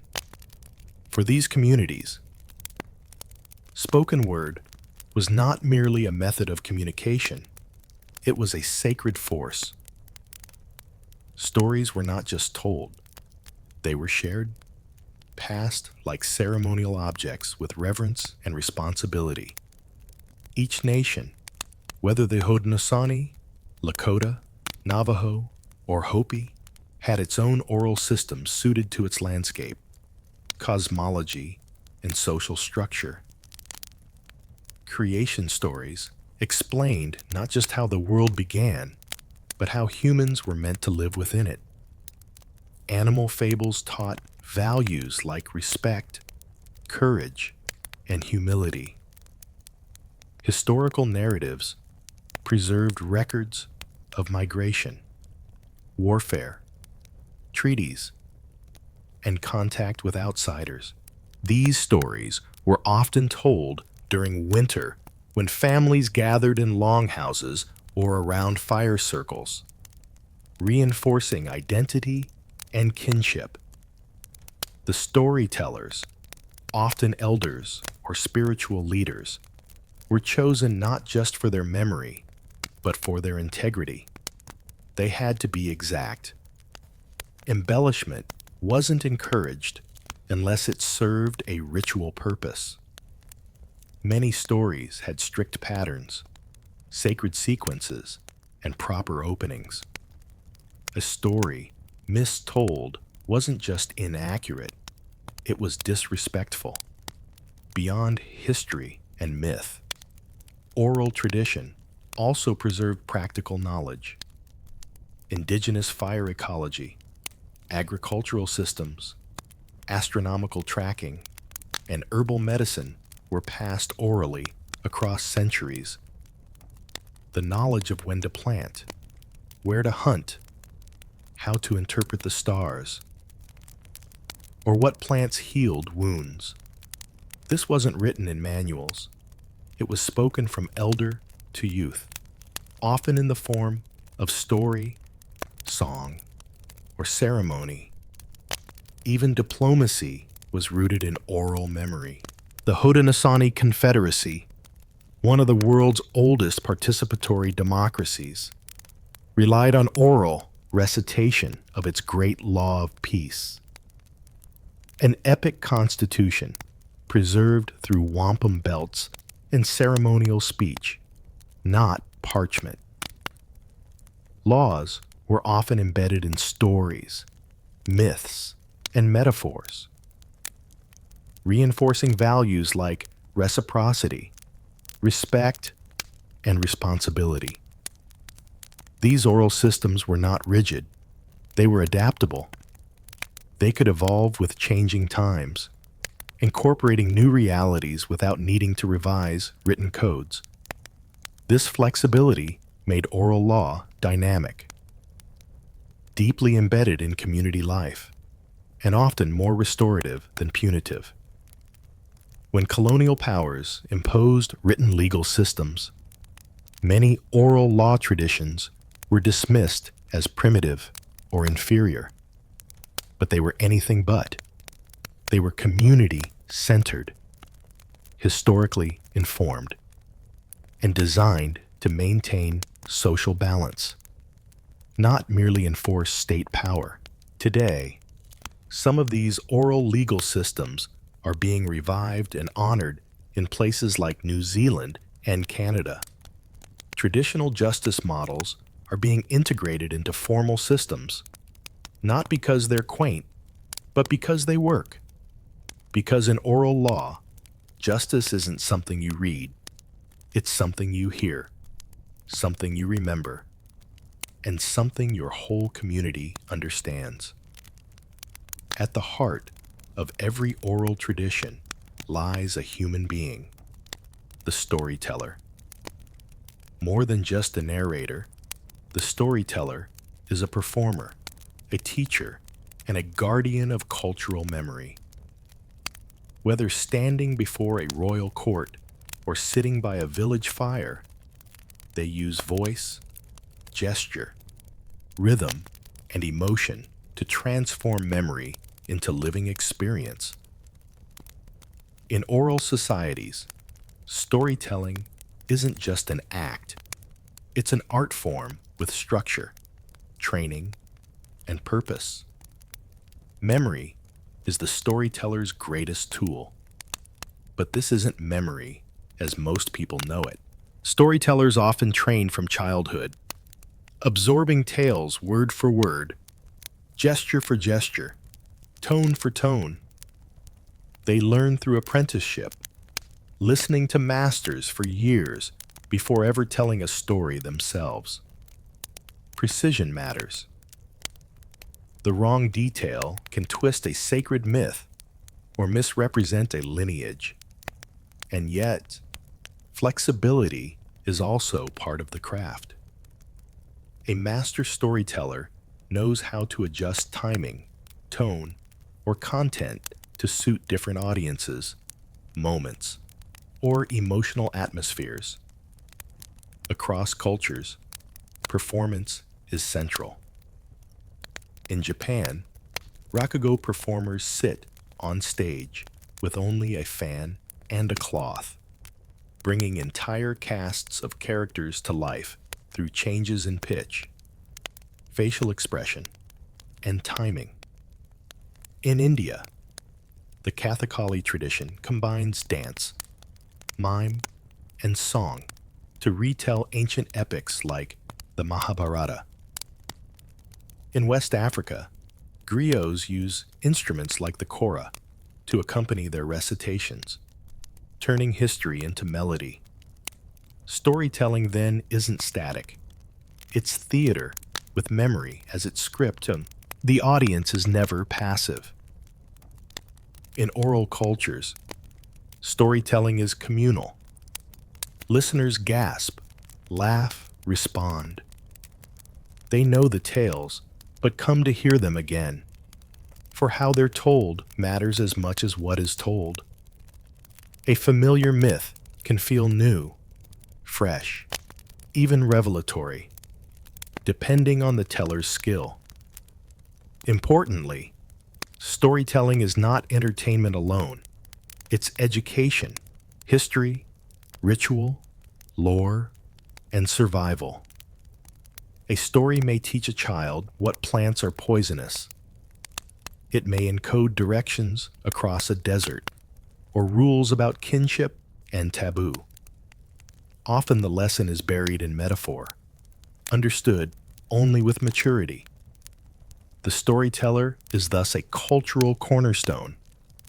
When they speak, they echo generations.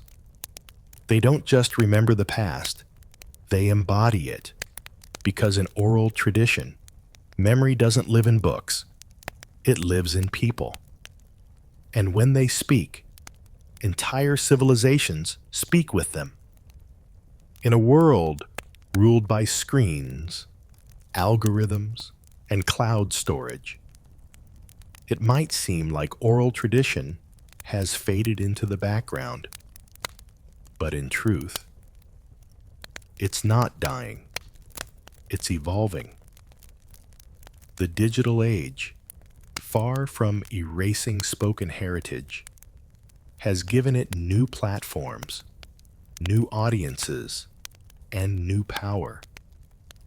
Memory, voice, and story are once again central, not just in ancient rituals, but in podcasts, spoken word poetry, voice notes, and viral videos.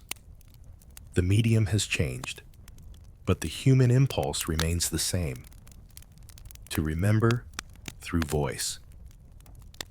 Social media, ironically, has brought us back to something ancient. TikTok creators tell modern parables in 60 seconds. YouTubers revive myths and folktales for millions. Podcasts have become the new campfires, where people gather through headphones instead of hearths to hear stories that move, teach, or entertain. And in many indigenous and marginalized communities, digital tools are now being used to record elders, revive languages, and archive oral history before it's lost. Technology also is empowering cultures once ignored. Smartphone recordings of grandmothers telling ancestral stories or children learning tribal songs are being shared across continents. Entire archives of oral knowledge are now stored online, searchable and shareable. What was once locked in a single storyteller's memory can now be accessed by thousands with the press of a button. However, this raises important questions. What happens when oral tradition is frozen into a digital file? Can a recorded story carry the same energy, nuance, or spiritual weight as a live performance? Will future generations still know how to listen, respond, and feel a story in their bones, not just their ears? The digital world gives oral tradition permanence, but also detaches it from the living exchange that once defined it. A story told face to face carries gestures, emotion, silence, and community. It is shaped by the mood of the room, the age of the listener, the time of night. Can a story still breathe in a digital archive? The answer may lie in balance. Oral tradition doesn't have to vanish in the face of modernity. It can blend with it. Podcasts can preserve memory. Live-streamed storytelling can unite global audiences. What matters is not the format, but the intention. Because as long as people speak and others listen, oral tradition survives, not as a relic, but as a living bridge between past and future. And its next chapter is being written with voice, not ink. Tucked deep within Egypt's western desert, beyond dunes that roll like waves and sun-bleached rocks that shimmer under a brutal sun, lies the Siwa Oasis, a place of improbable life and ancient mystery, surrounded on all sides by arid desolation. Siwa is a mirage made real.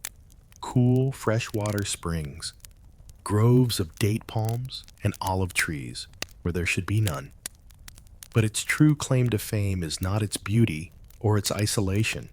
It's the divine voice that once echoed from its sands. Here, at this remote outpost near the borderlands of Egypt and Libya, stood the temple of the Oracle of Amun, a sacred sanctuary dedicated to one of Egypt's highest gods. Amun wasn't just a deity of the Nile. His influence extended across empires, merging with the sun god Ra to become Amun-Ra, the king of the gods. But Siwa's oracle wasn't just a religious outpost. It was a spiritual beacon, a place where men came not to worship blindly, but to ask questions of fate and receive answers. Unlike the colossal temples of Thebes or Karnak, the Temple of Amun at Siwa was modest in size, built from limestone and mud brick, weathered by centuries of heat and wind. Its strength lay in silence and secrecy. The temple was nestled within the town's sandstone cliffs, overlooking the vast sweep of the desert. It felt less like a monument and more like a whisper from the divine, hidden, intimate, powerful. The oracle at Siwa was said to speak through the high priest in trances or ritualistic ceremonies, delivering answers from Amun himself. Those allowed to approach the shrine brought questions of war, succession, and identity, not just common folk, but pharaohs and conquerors journeyed across the blistering sands seeking a glimpse of their destiny. What made Siwa different was not just its isolation, it was its independence. Though nominally part of Egypt, the oasis existed in its own rhythm. Its inhabitants spoke a Berber dialect. Its priests were not mere tools of the state. They guarded the oracle with fierce autonomy. The desert itself was a barrier, both literal and spiritual. To reach Siwa was a test of resolve, but to hear the oracle's voice was to receive something few ever did: certainty from the gods, or so it was believed. The oracle of Amun at Siwa wasn't like other oracles. It didn't dwell in the bustling cities of Egypt or the rich temples of the Nile Valley. It existed in silence, surrounded by nothing but dunes and the haunting wind. This isolation gave it mystique and power. People believed that only in such stillness could the gods be heard. The rituals of the oracle were cloaked in secrecy. The high priest, acting as the mouthpiece of Amun, would retreat into the inner sanctum, where only a select few were ever permitted. There, in a chamber heavy with incense and guarded by thick stone walls, he would enter a trance-like state, his voice said to carry the weight of divine wisdom. Questions were asked in hushed tones. Answers, once delivered, were obeyed without challenge. The answers themselves were often cryptic, cloaked in ambiguity, yet full of meaning, like the Greek oracle at Delphi. The oracle of Siwa rarely spoke in direct terms. Its power lay in suggestion, in offering direction without dictating fate. But unlike Delphi, the Siwan oracle was also deeply intertwined with Egyptian religious cosmology. It wasn't merely a seer, it was a channel of a god who was also king. Pilgrims came from across North Africa and beyond, braving the merciless journey through the western desert to hear the oracle speak. Merchants, generals, tribal leaders, and even kings arrived with offerings: oil, incense, gold, hoping for divine insight into the most difficult choices of their lives. Some came for personal counsel. Others came with questions that could determine the fate of nations. The oasis itself aided the mystique.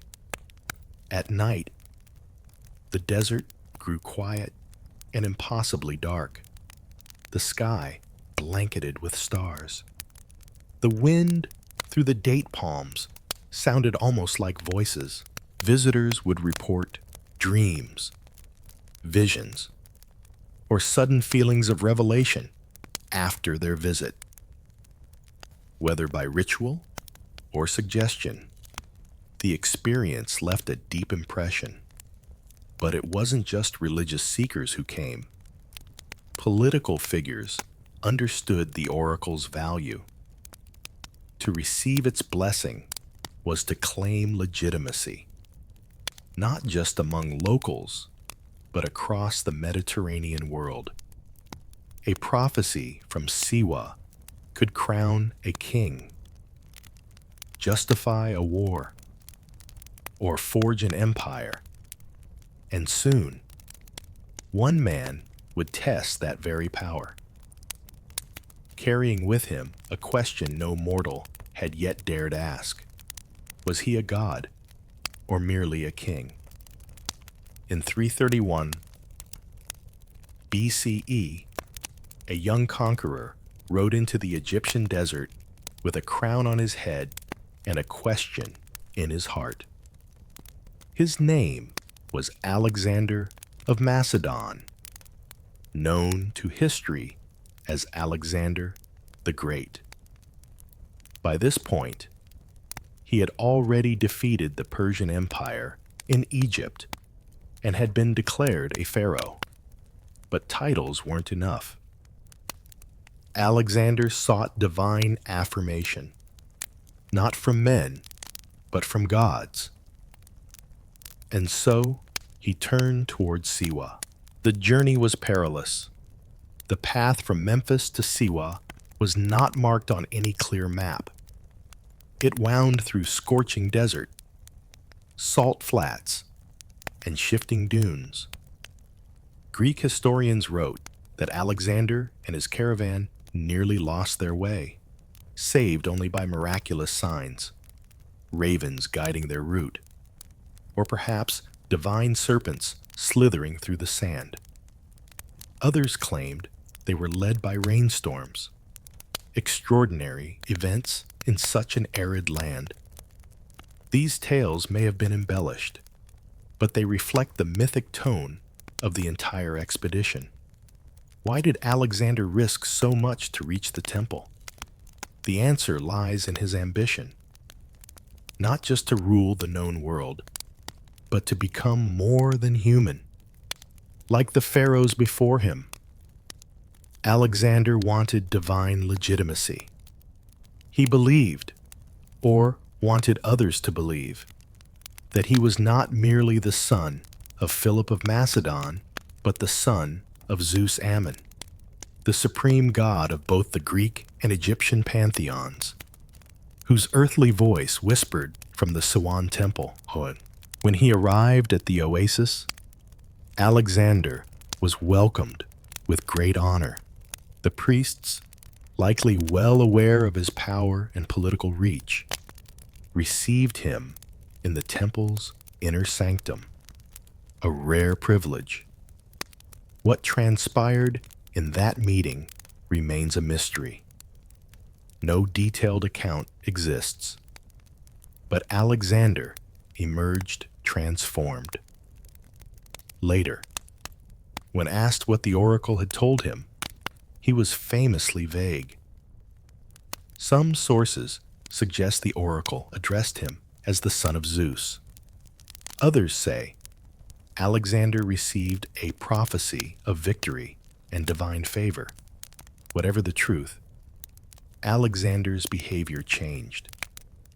He increasingly portrayed himself as a semi-divine figure, commanding loyalty not just as a king, but as a god in human form.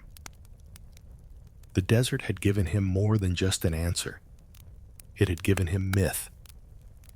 And myth, once claimed, could move armies, build cities, and reshape empires. The temple had spoken, and Alexander never looked back. The temple of the oracle at Siwa stood at the crossroads of cultures, not just geographically, but spiritually. Its god, Amun, had long reigned as one of Egypt's most powerful deities. But as Greek influence spread into Egypt, Amun underwent a transformation. In the minds of the Mediterranean world, He was reborn as Zeus Ammon, a fusion of two supreme gods, Egyptian and Greek, united in the blazing desert of Siwa. This fusion was more than symbolic. It reflected a broader syncretism, the blending of beliefs, images, and rituals that occurred when empires collided. For the Greeks, Zeus was the king of the gods, thunder-wielding, bearded, omnipotent. Amun, for the Egyptians, was the hidden one, unseen, mysterious, the breath behind all creation. He was often depicted with a ram's horns, symbols of virility, power, and divine presence. When Greeks encountered Amun, they recognized a familiar authority and gave him the name Zeus Ammon at Siwa. This blended identity took on extraordinary weight. The priests there were Egyptian, trained in ancient rites, yet their fame reached the Hellenistic world. For visiting Greeks like Alexander the Great, the oracle of Zeus Ammon represented not only a divine voice, but a bridge between civilizations. If Alexander could be declared the son of Zeus Ammon, he could rule both Greeks and Egyptians with a single divine lineage. The imagery followed him. Coins minted during his reign began to show Alexander adorned with ram's horns, a direct reference to Zeus Ammon and his divine paternity. This wasn't a stylistic flourish, it was a political message. Alexander wasn't just endorsed by the gods, he was of the gods. This claim helped unify a vast empire where religion was as much a tool of rule as sword or law. Zeus Ammon's cult spread beyond Siwa. Temples were built or rebranded in his name across North Africa, Greece, and even parts of Asia. Pilgrims continued to make the trek to Siwa, drawn by the mystique of a god who was both familiar and foreign, both Greek and Egyptian. The temple had become more than a shrine. It was a cosmic junction where empires, gods, and destinies met in the echo of its oracle. In that transformation, Zeus Ammon reigned supreme. Unlike the towering pylons of Luxor or the sprawling avenues of Karnak, the temple of the oracle at Siwa was modest in scale but monumental in meaning. Built into the limestone cliffs of the Agurmi Hill, the structure blended seamlessly into its desert surroundings, almost as if it had emerged from the rock itself. But this wasn't a flourish of grandeur, it was a choice. The temple's power came not from its size, but from its secrecy. Approaching the temple, pilgrims would pass through winding pathways and narrow gates, ascending toward a sanctuary carved into the hill. The complex included a forecourt, a small hall, and finally, the Holy of Holies, the inner chamber where the oracle's voice was said to reside. This final space was off limits to all but the high priest and select individuals like Alexander. Its simplicity concealed its sanctity. There were no grand statues or golden shrines, only silence and the unseen presence of a god. The temple's design served a purpose: to disorient and humble. The tight corridors and sharp angles forced visitors to slow down, to lower their heads, to move with caution and reverence.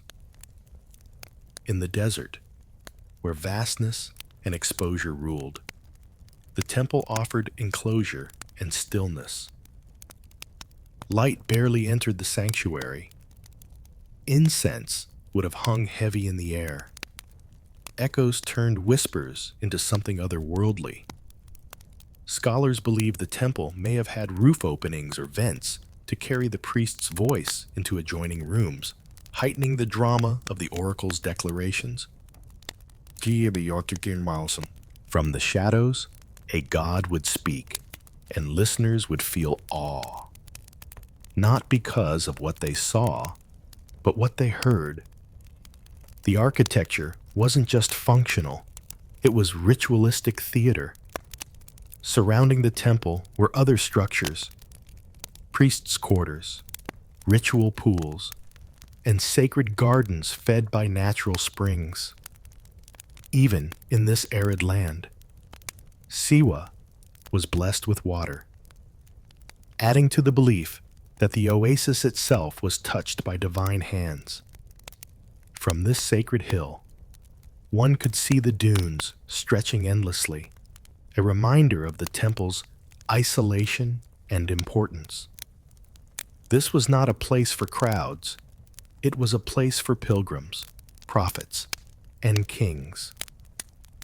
A space designed not to impress the eyes, but to stir the soul.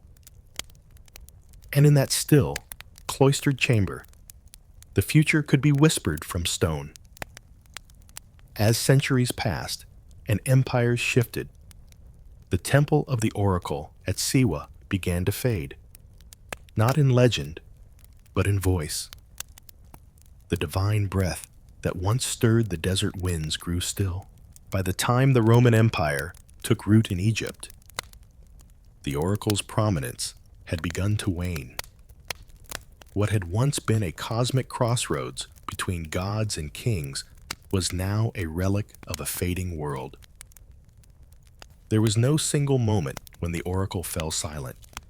It was a slow unraveling. After Alexander's death in 323 BCE, his generals fought bitterly over his empire, and the political unity that had given the temple prestige dissolved.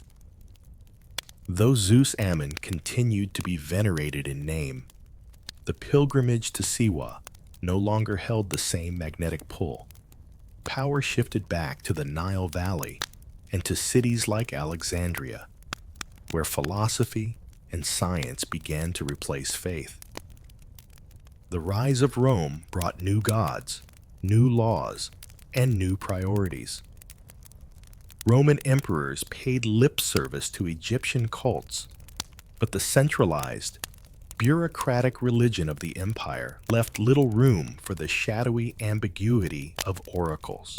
Shrines like Siwa's were increasingly seen as quaint remnants of a mythic past, respected but no longer consulted for matters of state. Then came Christianity. As it spread across Egypt in the early centuries CE, it cast a harsh light on the old pagan ways. By the 4th century, under the Christianized Roman Empire, temples to the ancient gods were being shut down or repurposed. Oracles were denounced as demonic or deceitful, and in this sweeping religious upheaval, the voice of Amun at Siwa, already a whisper, was extinguished.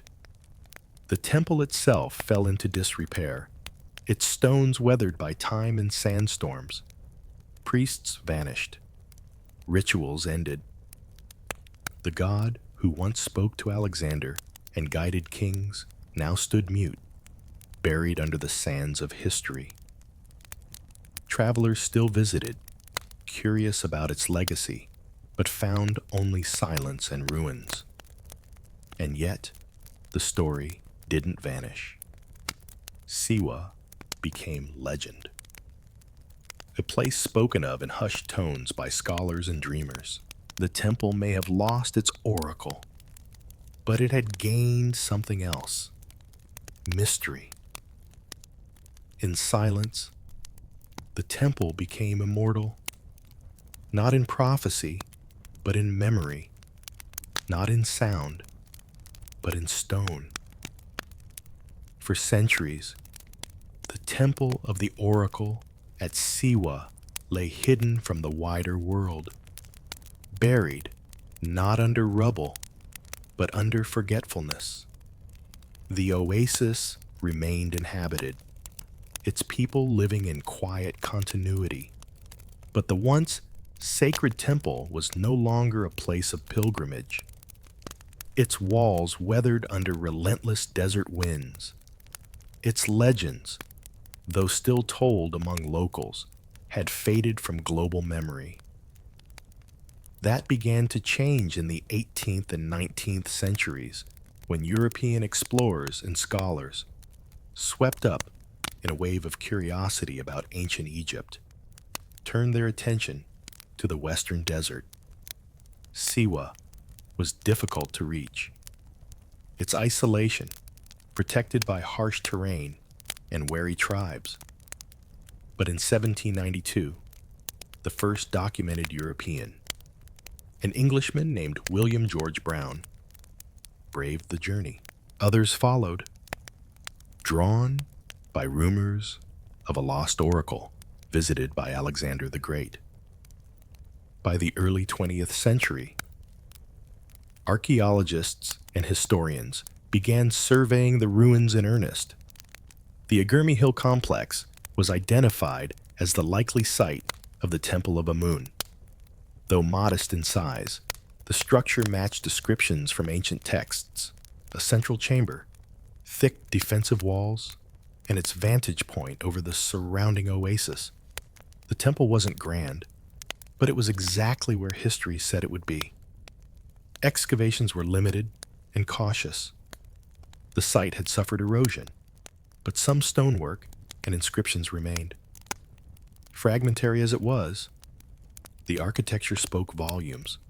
A stone altar, traces of columns, rooms aligned with celestial bodies.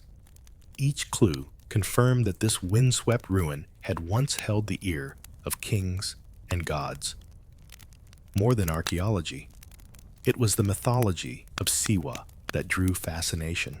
The idea that Alexander had stood here, alone in a desert sanctuary, hearing words that would change empires, captured the imagination of generations. Poets, historians, and travelers romanticized the journey, blending fact and legend into a timeless narrative. Today, visitors still come to Siwa, not to consult an oracle, but to feel the echo of its silence. The temple, though worn, remains standing. Its stones are sun-bleached, its walls crumbling. But the air around it still hums with something ancient, something unresolved. Ruins don't need voices to speak. They speak through presence, through mystery, and in Siwa, the stones remember what the world once forgot. Though the temple no longer speaks with the voice of gods, the oasis of Siwa still breathes with life, culture, and memory. Far from being a forgotten outpost, Siwa remains a vibrant, living community. Its people guardians of a heritage that stretches back millennia.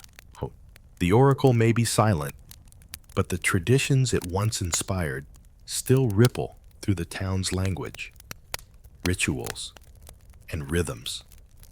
Siwans speak a distinct Berber dialect known as Siwi, unique in Egypt and a testament to the oasis's ancient roots. Oral storytelling remains vital, just as it did in the days of the oracle. Elders pass down myths, family histories, and local legends, blending Islamic faith with pre-Islamic customs in subtle ways. Many Siwans still recount tales of Alexander's visit, not from books, but from memory. The architecture of Siwa also preserves echoes of the past. Traditional mud brick buildings, cool in the searing desert heat, line the town, and the ruined fortress of Shalai, built from salt and clay, still towers over the oasis like a ghost of another age. The design of these structures reflects a continuity of form and function that has resisted change for centuries. Siwa's sacred geography remains powerful. Nearby springs and pools are still venerated. Cleopatra's Pool, a natural spring believed to have been used by the famous queen herself, remains a popular spot for both locals and visitors. Rituals tied to fertility, harvest, and healing still occur, many layered with Islamic prayers, but rooted in older traditions. Even marriage festivals, like the annual celebration at Gibel Dakrur, preserve elements of Siwa's spiritual past. Families gather, songs echo, and matches are made, not unlike the ancient gatherings once held at the temple, where people sought guidance not only for war and kingship, but for life itself. In the modern age, Siwa has become a quiet pilgrimage site of a different kind, not for prophecy, but for peace. Travelers seeking escape from the noise of modernity come here to walk the palm groves, soak in the desert silence, and reflect on a time when God spoke from stone. Siwa reminds us that history is not only found in books or beneath the ground. It lives in people, in custom, in memory, and through them. The oracle still murmurs, not in thunder, but in whispers. The temple of the oracle at Siwa may no longer stand in its full glory, but its legacy endures. In myth, in memory, and in the minds of those who seek meaning beyond what is written. For centuries, its voice guided kings and comforted pilgrims. Its silence today only deepens its mystique.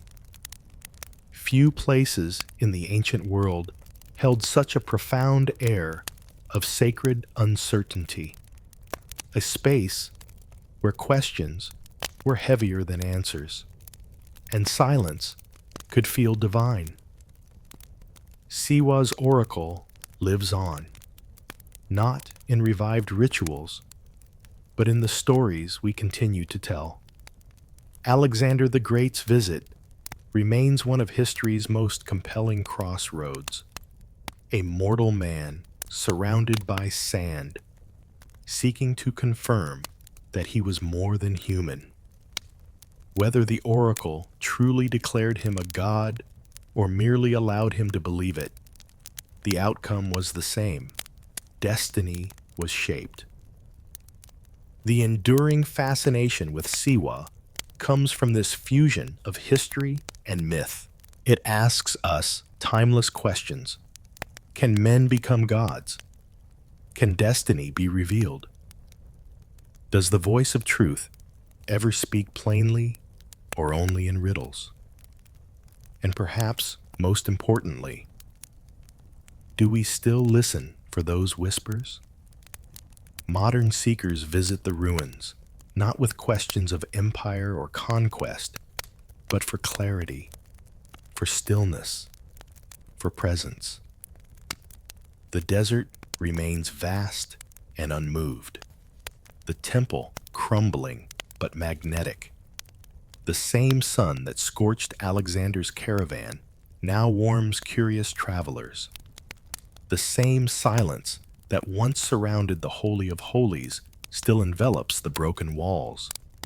Siwa invites reflection, not because it gives answers, but because it has always honored the asking. The oracle, like all ancient voices, was never about fortune-telling. It was about direction, affirmation, possibility. The journey across the sands was never just a physical trial. It was a ritual of transformation. You didn't just arrive at the temple, you became someone else along the way. Today, as we face our own deserts of meaning, identity, and purpose, perhaps the Oracle still has something to offer. Not a booming voice from the past, but a quiet suggestion in the mind. Who are you really, and what are you becoming? The temple is dust. The voice is gone. But the question remains. And that, perhaps, was always the true prophecy. And what a magical journey we have been on together. From the lavish banquets of ancient Rome to the fierce battles for survival between humans and nature in the Dust Bowl disaster, and then lost in the mysterious world of oral stories or divine echoes from the Siwa Desert. Every moment we explore is not only a part of the distant past, but also a mirror reflecting ourselves today. We hope you have been not only entertained, but also inspired. Remember, every detail you see, every story you hear, is built on a solid foundation of historical truth and meticulous research. We have delved into original records, analyzed archaeological materials, and consulted modern academic studies to bring you the most authentic and profound insight. Because history is not just dry pages of books, but a living stream of knowledge and human experience. If you crave more adventures, want to uncover untold mysteries, or simply want to understand more about the world we live in, remember, the door to discovery is always open. Don't forget to like this video, subscribe to the channel, and turn on the notification bell so you don't miss any of our trips. Share your thoughts in the comments below. We'd love to hear your stories and questions. See you on the next journeys where history awaits to be revealed.